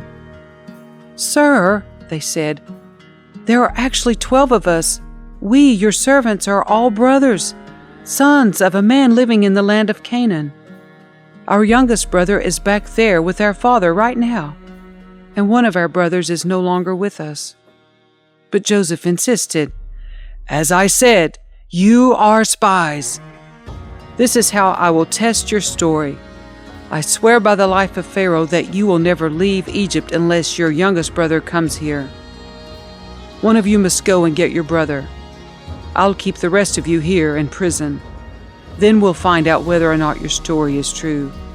By the life of Pharaoh, if it turns out that you don't have a younger brother, then I will know you are spies." So Joseph put them all in prison for 3 days. On the 3rd day, Joseph said to them, "I am a God-fearing man. If you do as I say, you will live. If you really are honest men, choose one of your brothers to remain in prison. The rest of you may go home with grain for your starving families. But you must bring back your youngest brother. This will prove that you are telling the truth, and you will not die." To this they agreed. Speaking among themselves, they said, "Clearly we are being punished because of what we did to Joseph long ago. We saw his anguish when he pleaded for his life, but we wouldn't listen. That's why we're in this trouble." "Didn't I tell you not to sin against the boy?" Reuben asked. but you wouldn't listen. And now we have to answer for his blood." Of course, they didn't know that Joseph understood them, for he had been speaking to them through an interpreter. Now he turned away from them and began to weep. When he regained his composure, he spoke to them again. Then he chose Simeon from among them and had him tied up right before their eyes. Joseph then ordered his servants to fill the men's sacks with grain, but he also gave secret instructions to return each brother's payment at the top of his sack. He also gave them supplies for their journey home. So the brothers loaded their donkeys with the grain and headed for home. But when they stopped for the night and one of them opened his sack to get grain for his donkey, he found his money in the top of his sack. "Look!" he exclaimed to his brothers. "My money has been returned. It's here in my sack." Then their hearts sank. Trembling, they said to each other, "What has God done to us?" When the brothers came to their father Jacob in the land of Canaan, they told him everything that had happened to them. "The man who is governor of the land spoke very harshly to us," they told him. "He accused us of being spies, scouting the land. But we said, 'We are honest men, not spies. We are 12 brothers, sons of one father. One brother is no longer with us, and the youngest is at home with our father in the land of Canaan.' Then the man who is governor of the land told us, 'This is how I will find out if you are honest men. Leave one of your brothers here with me and take grain for your starving families and go on home. But you must bring your youngest brother back to me. Then I will know that you are honest men and not spies. Then I will give you back your brother, and you may trade freely in the land.' As they emptied out their sacks, there in each man's sack was the bag of money he had paid for the grain. The brothers and their father were terrified when they saw the bags of money.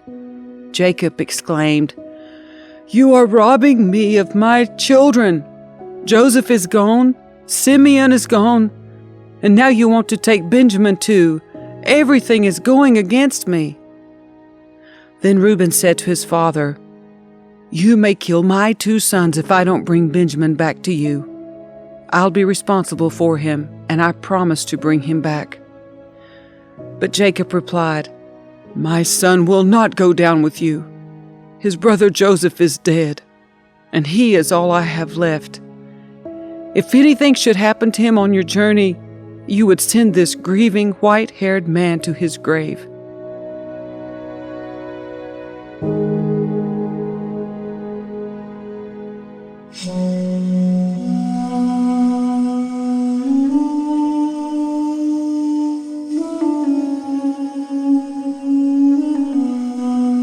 But the famine continued to ravage the land of Canaan.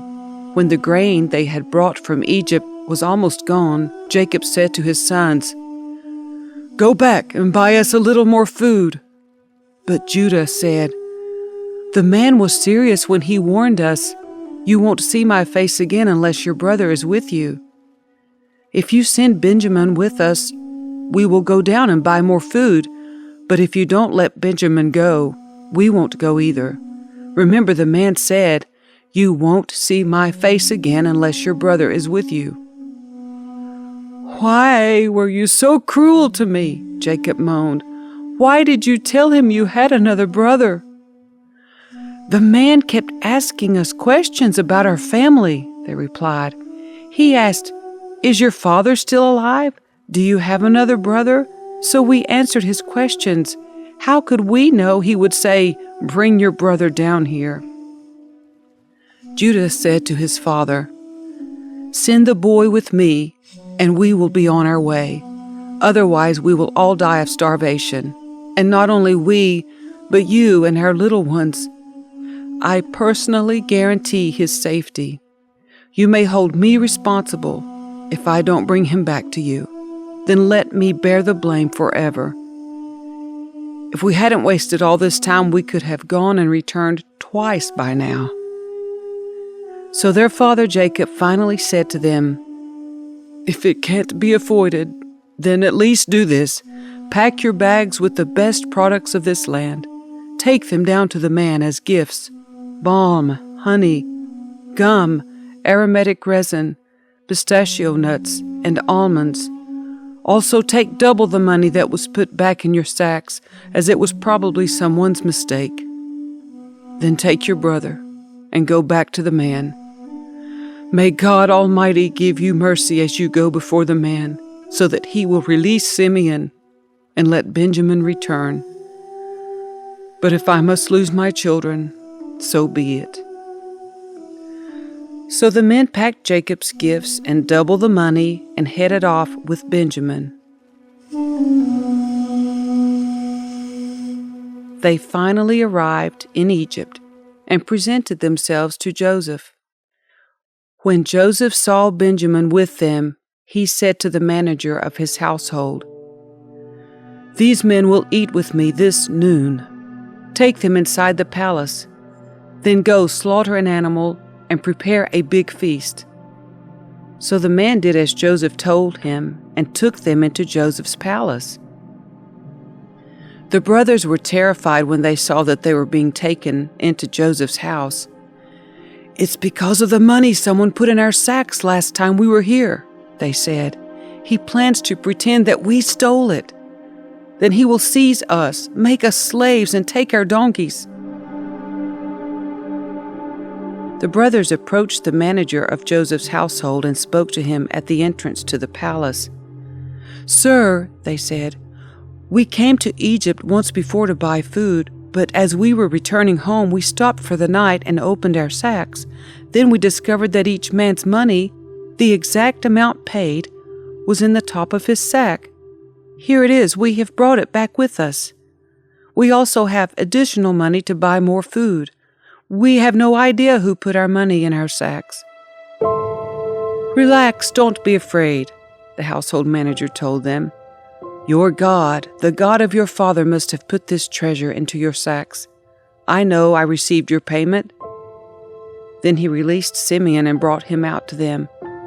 The manager then led the men into Joseph's palace. He gave them water to wash their feet and provided food for their donkeys. They were told they would be eating there, so they prepared their gifts for Joseph's arrival at noon. When Joseph came home, they gave him the gifts they had brought him, then bowed low to the ground before him. After greeting them, he asked, "How is your father, the old man you spoke about? Is he still alive?" "Yes," they replied, "our father, your servant, is alive and well." And they bowed low again. Then Joseph looked at his brother Benjamin, the son of his own mother. "Is this your youngest brother, the one you told me about?" Joseph asked. "May God be gracious to you, my son." Then Joseph hurried from the room because he was overcome with emotion for his brother. He went into his private room where he broke down and wept. After washing his face, he came back out, keeping himself under control. Then he ordered, "Bring out the food." The waiters served Joseph at his own table, and his brothers were served at a separate table. The Egyptians who ate with Joseph sat at their own table because Egyptians despise Hebrews and refused to eat with them. Joseph told each of his brothers where to sit, and to their amazement, he seated them according to age, from oldest to youngest. And Joseph filled their plates with food from his own table, giving Benjamin 5 times as much as he gave the others. So they feasted and drank freely with him.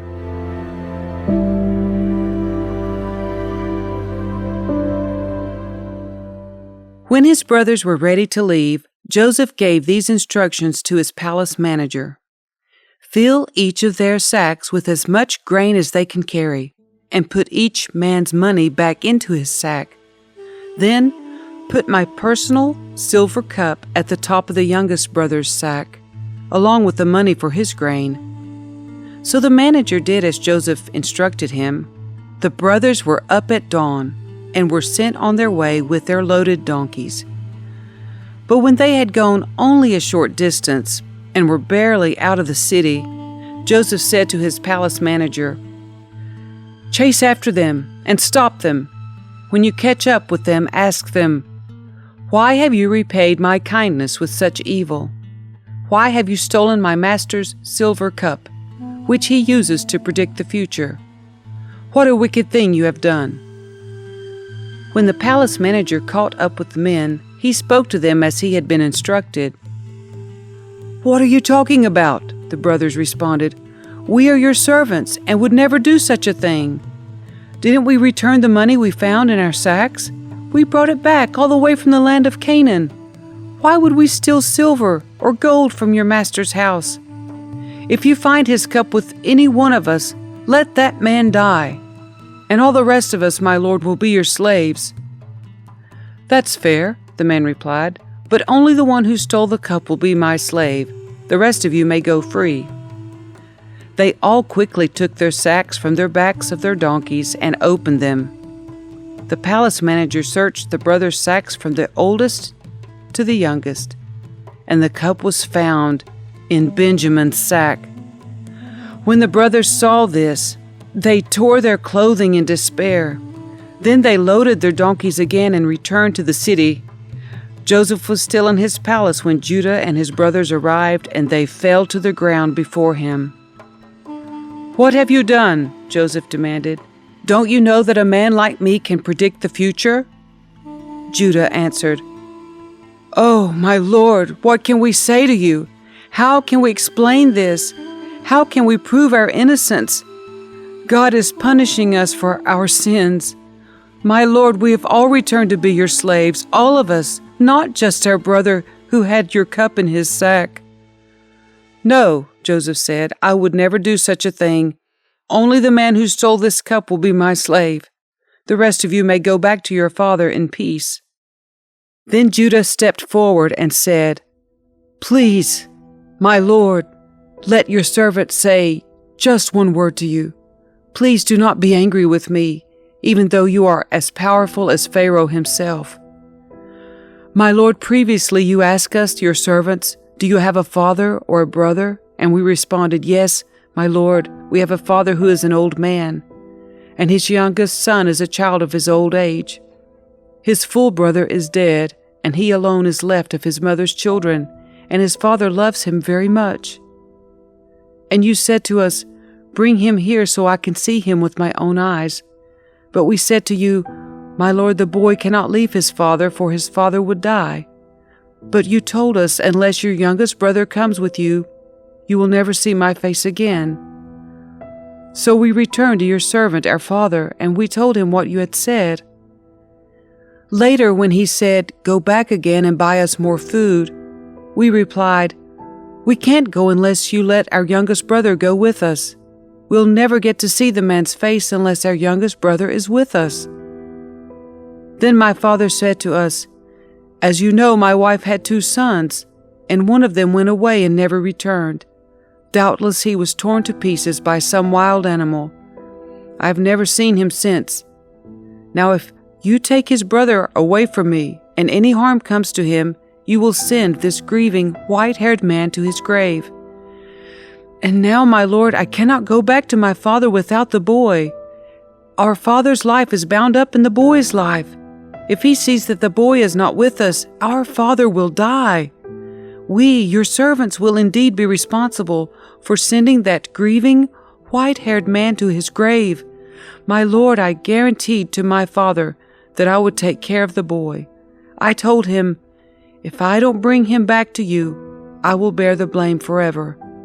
So please, my lord, let me stay here as a slave instead of the boy, and let the boy return with his brothers.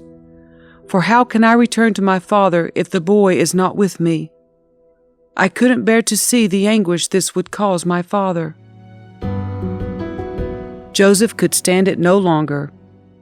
There were many people in the room, and he said to his attendants, "Out, all of you!" So he was alone with his brothers when he told them who he was. Then he broke down and wept. He wept so loudly the Egyptians could hear him, and word of it quickly carried to Pharaoh's palace. "I am Joseph," he said to his brothers. "Is my father still alive?" But his brothers were speechless. They were stunned to realize that Joseph was standing there in front of them. "Please, come closer," he said to them. So they came closer, and he said again, "I am Joseph, your brother, whom you sold into slavery in Egypt. But don't be upset, and don't be angry with yourselves for selling me to this place. It was God who sent me here ahead of you to preserve your lives.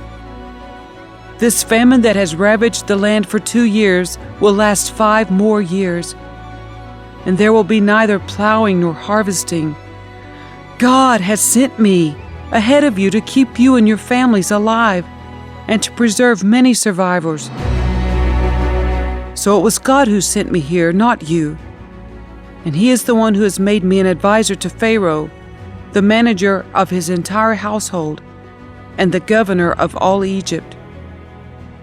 Now hurry back to my father and tell him, 'This is what your son Joseph says. God has made me master over all the land of Egypt. So come down to me immediately. You can live in the region of Goshen, where you can be near me with all of your children and grandchildren, your flocks and herds and everything you own. I will take care of you there, for there are still 5 years of famine ahead of us. Otherwise, you, your household, and all your animals will starve.' Then Joseph added, 'Look, you can see for yourselves, and so can my brother Benjamin, that I really am Joseph. Go tell my father of my honored position here in Egypt. Describe for him everything you have seen, and then bring my father here quickly.' Weeping with joy, he embraced Benjamin, and Benjamin did the same. Then Joseph kissed each of his brothers and wept over them. And after that they began to talk freely with him. The news soon reached Pharaoh's palace. "Joseph's brothers have arrived."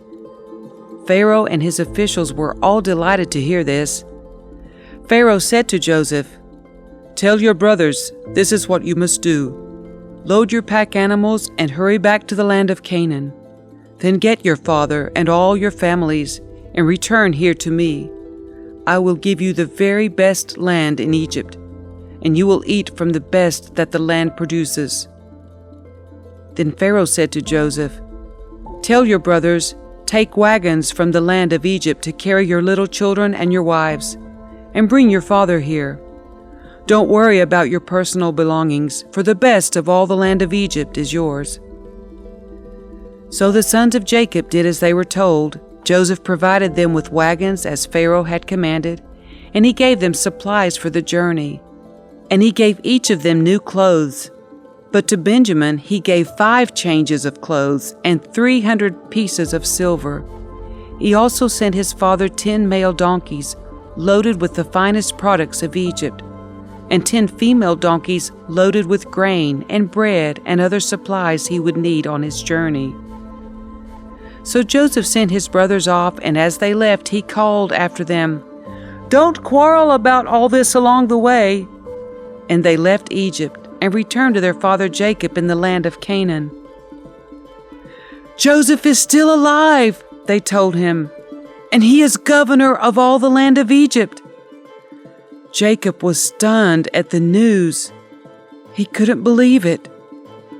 But when they repeated to Jacob everything Joseph had told them, and when he saw the wagons Joseph had sent to carry him, their father's spirits revived. Then Jacob exclaimed, "It must be true. My son Joseph is alive. I must go and see him before I die."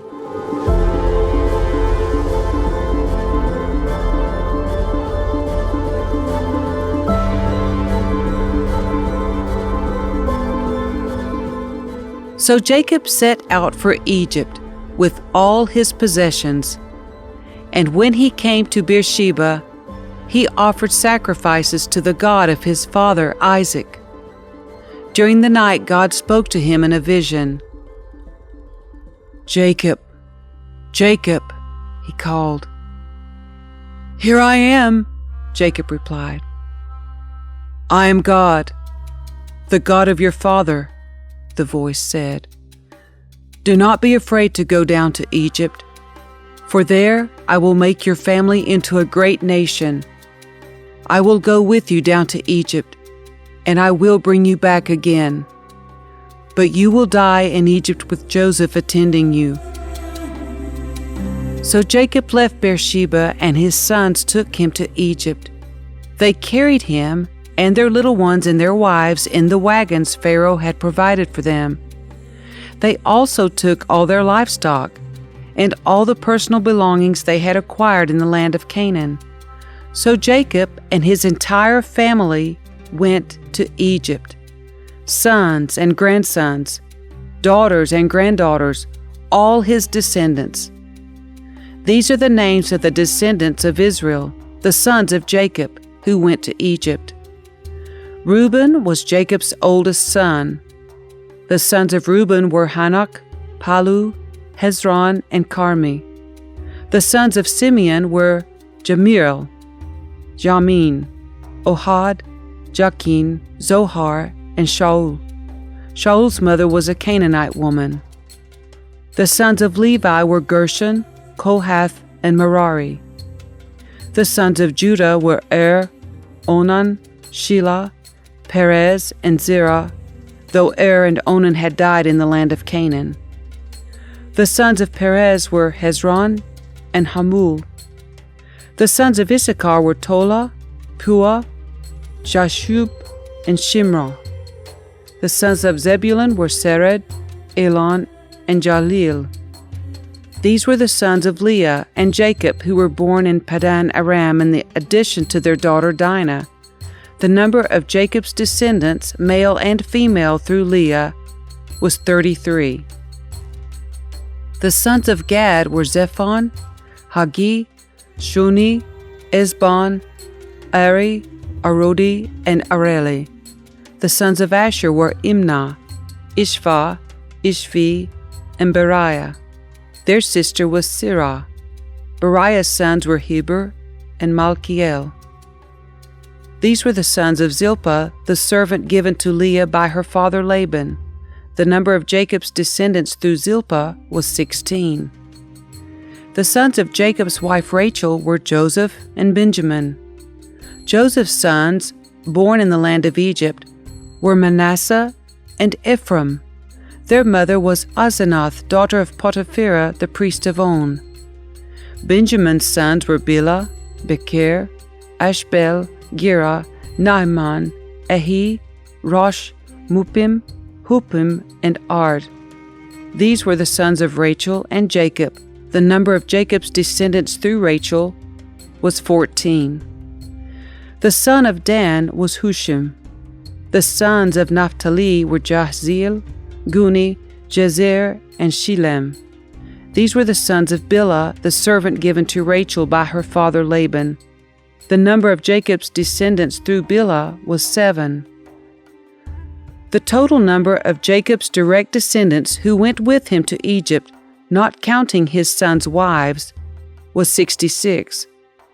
In addition, Joseph had 2 sons who were born in Egypt, so altogether there were 70 members of Jacob's family in the land of Egypt. As they neared their destination, Jacob sent Judah ahead to meet Joseph and get directions to the region of Goshen.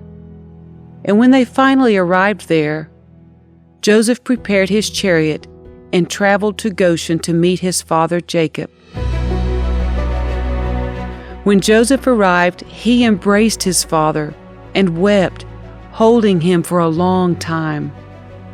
Finally, Jacob said to Joseph, "Now I am ready to die, since I have seen your face again and know you are still alive."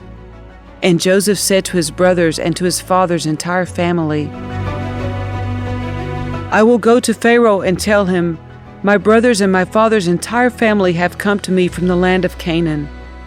These men are shepherds, and they raise livestock. They have brought with them their flocks and herds and everything they own.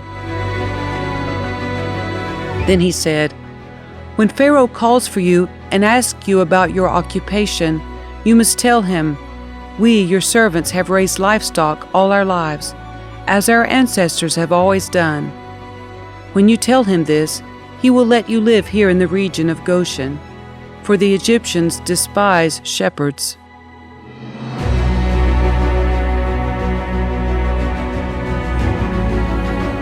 Then Joseph went to see Pharaoh and told him, "My father and my brothers have arrived from the land of Canaan.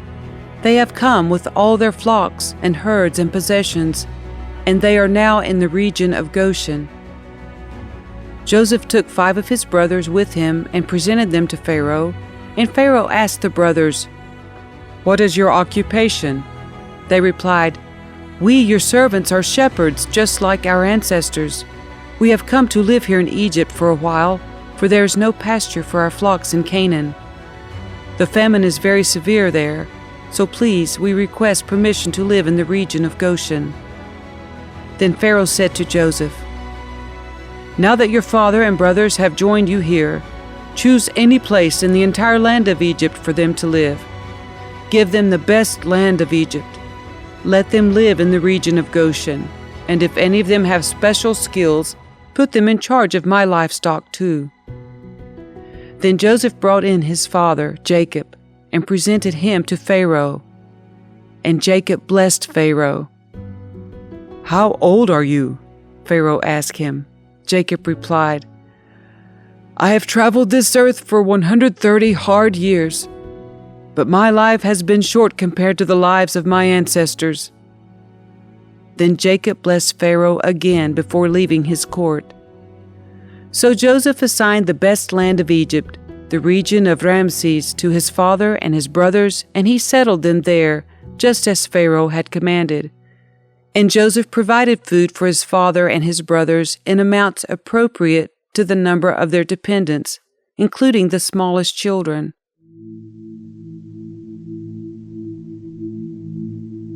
Meanwhile, the famine became so severe that all the food was used up, and people were starving throughout the lands of Egypt and Canaan. By selling grain to the people, Joseph eventually collected all the money in Egypt and Canaan, and he put the money in Pharaoh's treasury. When the people of Egypt and Canaan ran out of money, all the Egyptians came to Joseph. "Our money is gone," they cried, "but please give us food or we will die before your very eyes." Joseph replied, "Since your money is gone, bring me your livestock. I will give you food in exchange for your livestock." So they brought their livestock to Joseph in exchange for food. In exchange for their horses, flocks of sheep and goats, herds of cattle and donkeys, Joseph provided them with food for another year. But that year ended, and the next year they came again and said, "We cannot hide the truth from you, my lord. Our money is gone, and all our livestock and cattle are yours.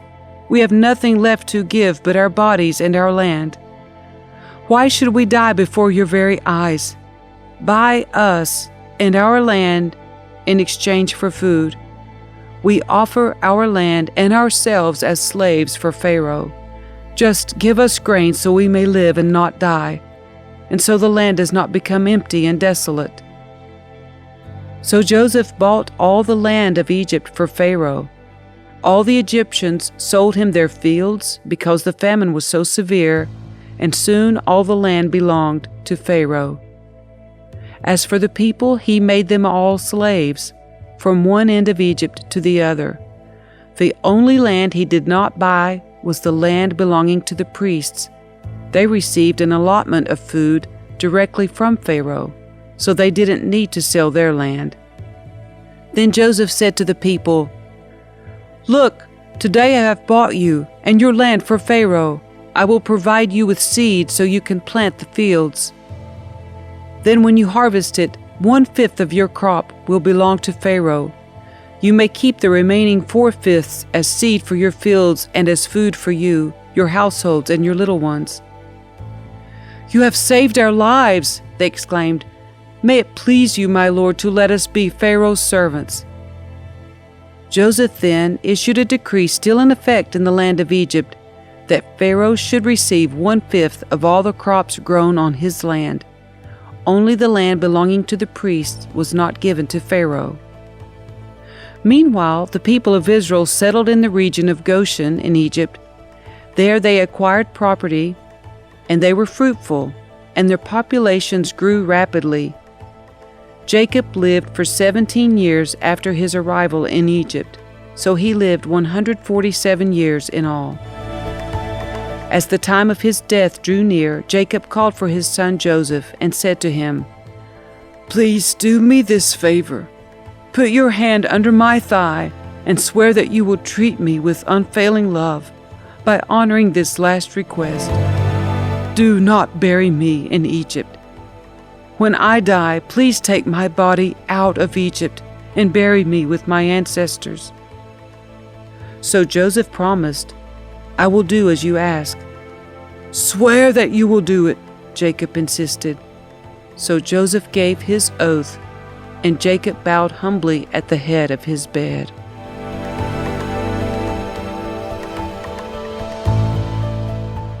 One day not long after this, word came to Joseph, "Your father is failing rapidly." So Joseph went to visit his father, and he took with him his 2 sons, Manasseh and Ephraim. When Joseph arrived, Jacob was told, "Your son Joseph has come to see you." So Jacob gathered his strength and sat up in his bed.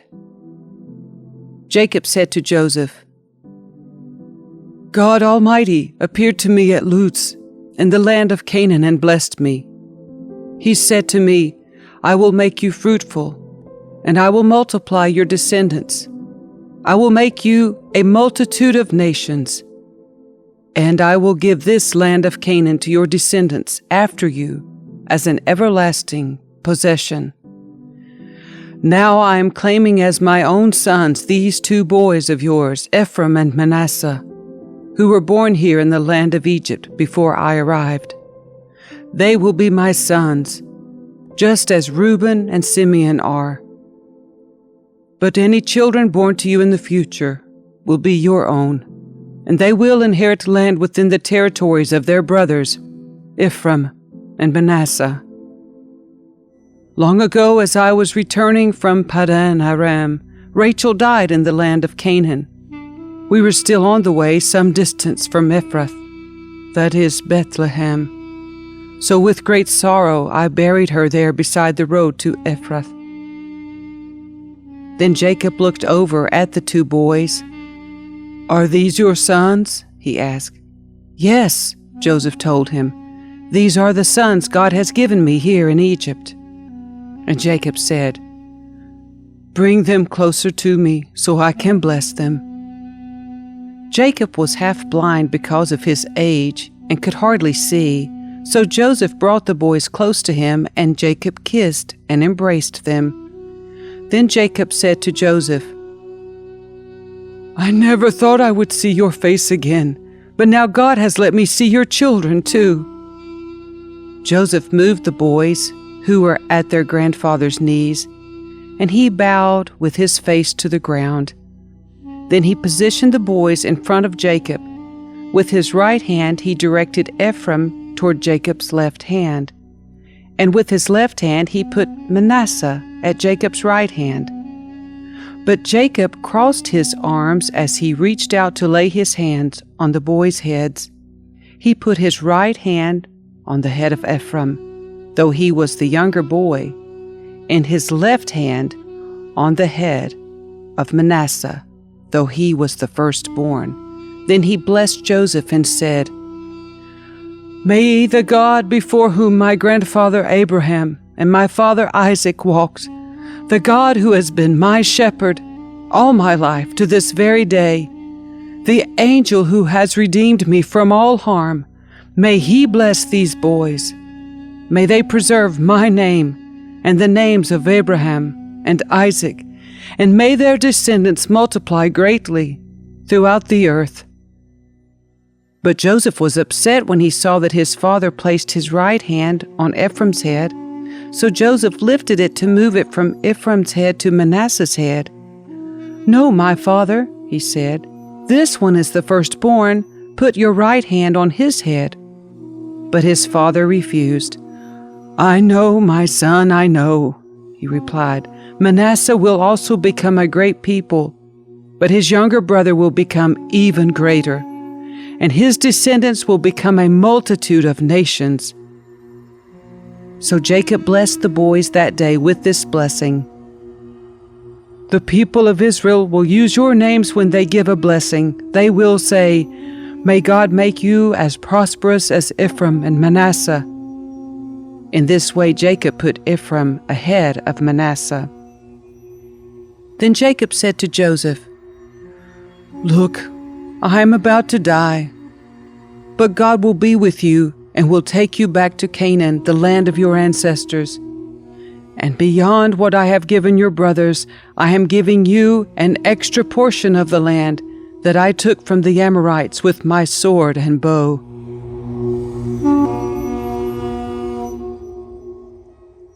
Then Jacob called together all his sons and said, "Gather round me, and I will tell you what will happen to each of you in the days to come. Come and listen, you sons of Jacob. Listen to Israel, your father. Reuben, you are my firstborn, my strength, the child of my vigorous youth. You are first in rank and first in power. But you are as unruly as a flood, and you will be first no longer, for you went to bed with my wife. You defiled my marriage couch. Simeon and Levi are two of a kind. Their weapons are instruments of violence. May I never join in their meetings. May I never be a party to their plans. For in their anger they murdered men, and they crippled oxen just for sport. A curse on their anger, for it is fierce. A curse on their wrath, for it is cruel. I will scatter them among the descendants of Jacob. I will disperse them throughout Israel. Judah, your brothers will praise you. You will grasp your enemies by the neck. All your relatives will bow before you. Judah, my son, is a young lion that has finished eating its prey. Like a lion he crouches and lies down.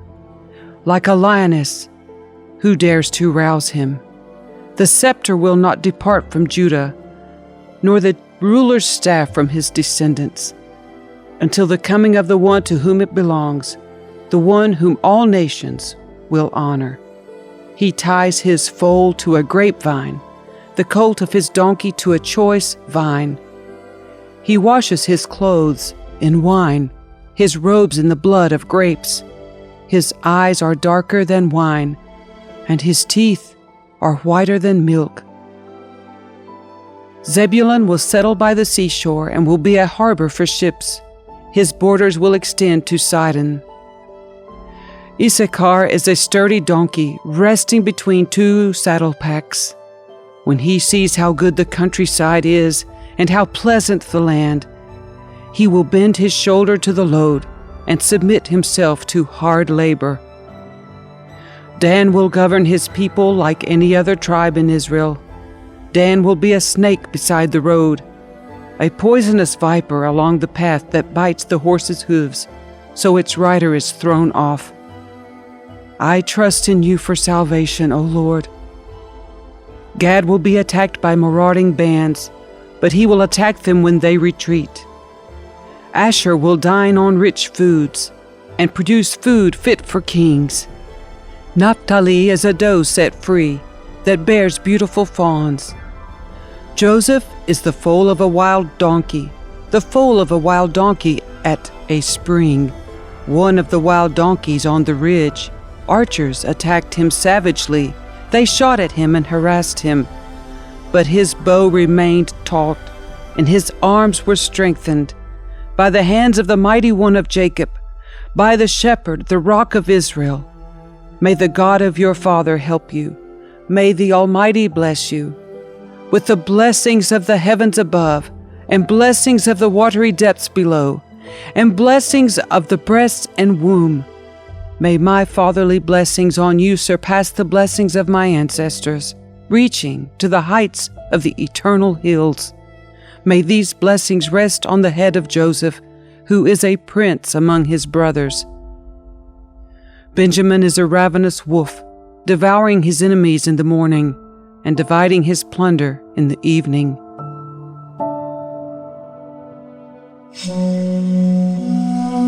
These are the 12 tribes of Israel, and this is what their father said as he told his sons goodbye. He blessed each one with an appropriate message.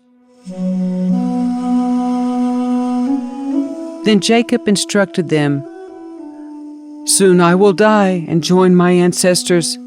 Bury me with my father and my grandfather in the cave in the field of Ephron the Hittite. This is the cave in the field of Machpelah, near Mamre and Canaan, that Abraham bought from Ephron the Hittite as a permanent burial site. There Abraham and his wife Sarah are buried. There Isaac and his wife Rebekah are buried, and there I buried Leah. It is the plot of land and the cave that my grandfather Abraham bought from the Hittites." When Jacob had finished this charge to his sons, he drew his feet into the bed, breathed his last, and joined his ancestors in death.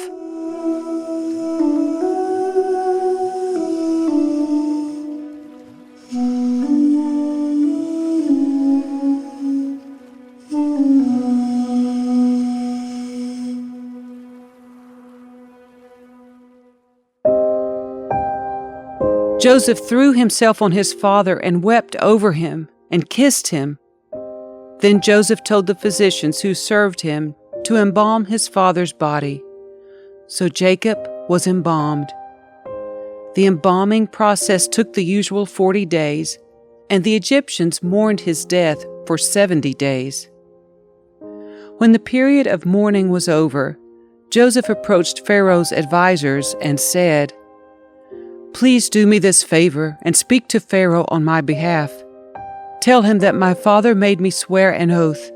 He said to me, 'Listen, I am about to die.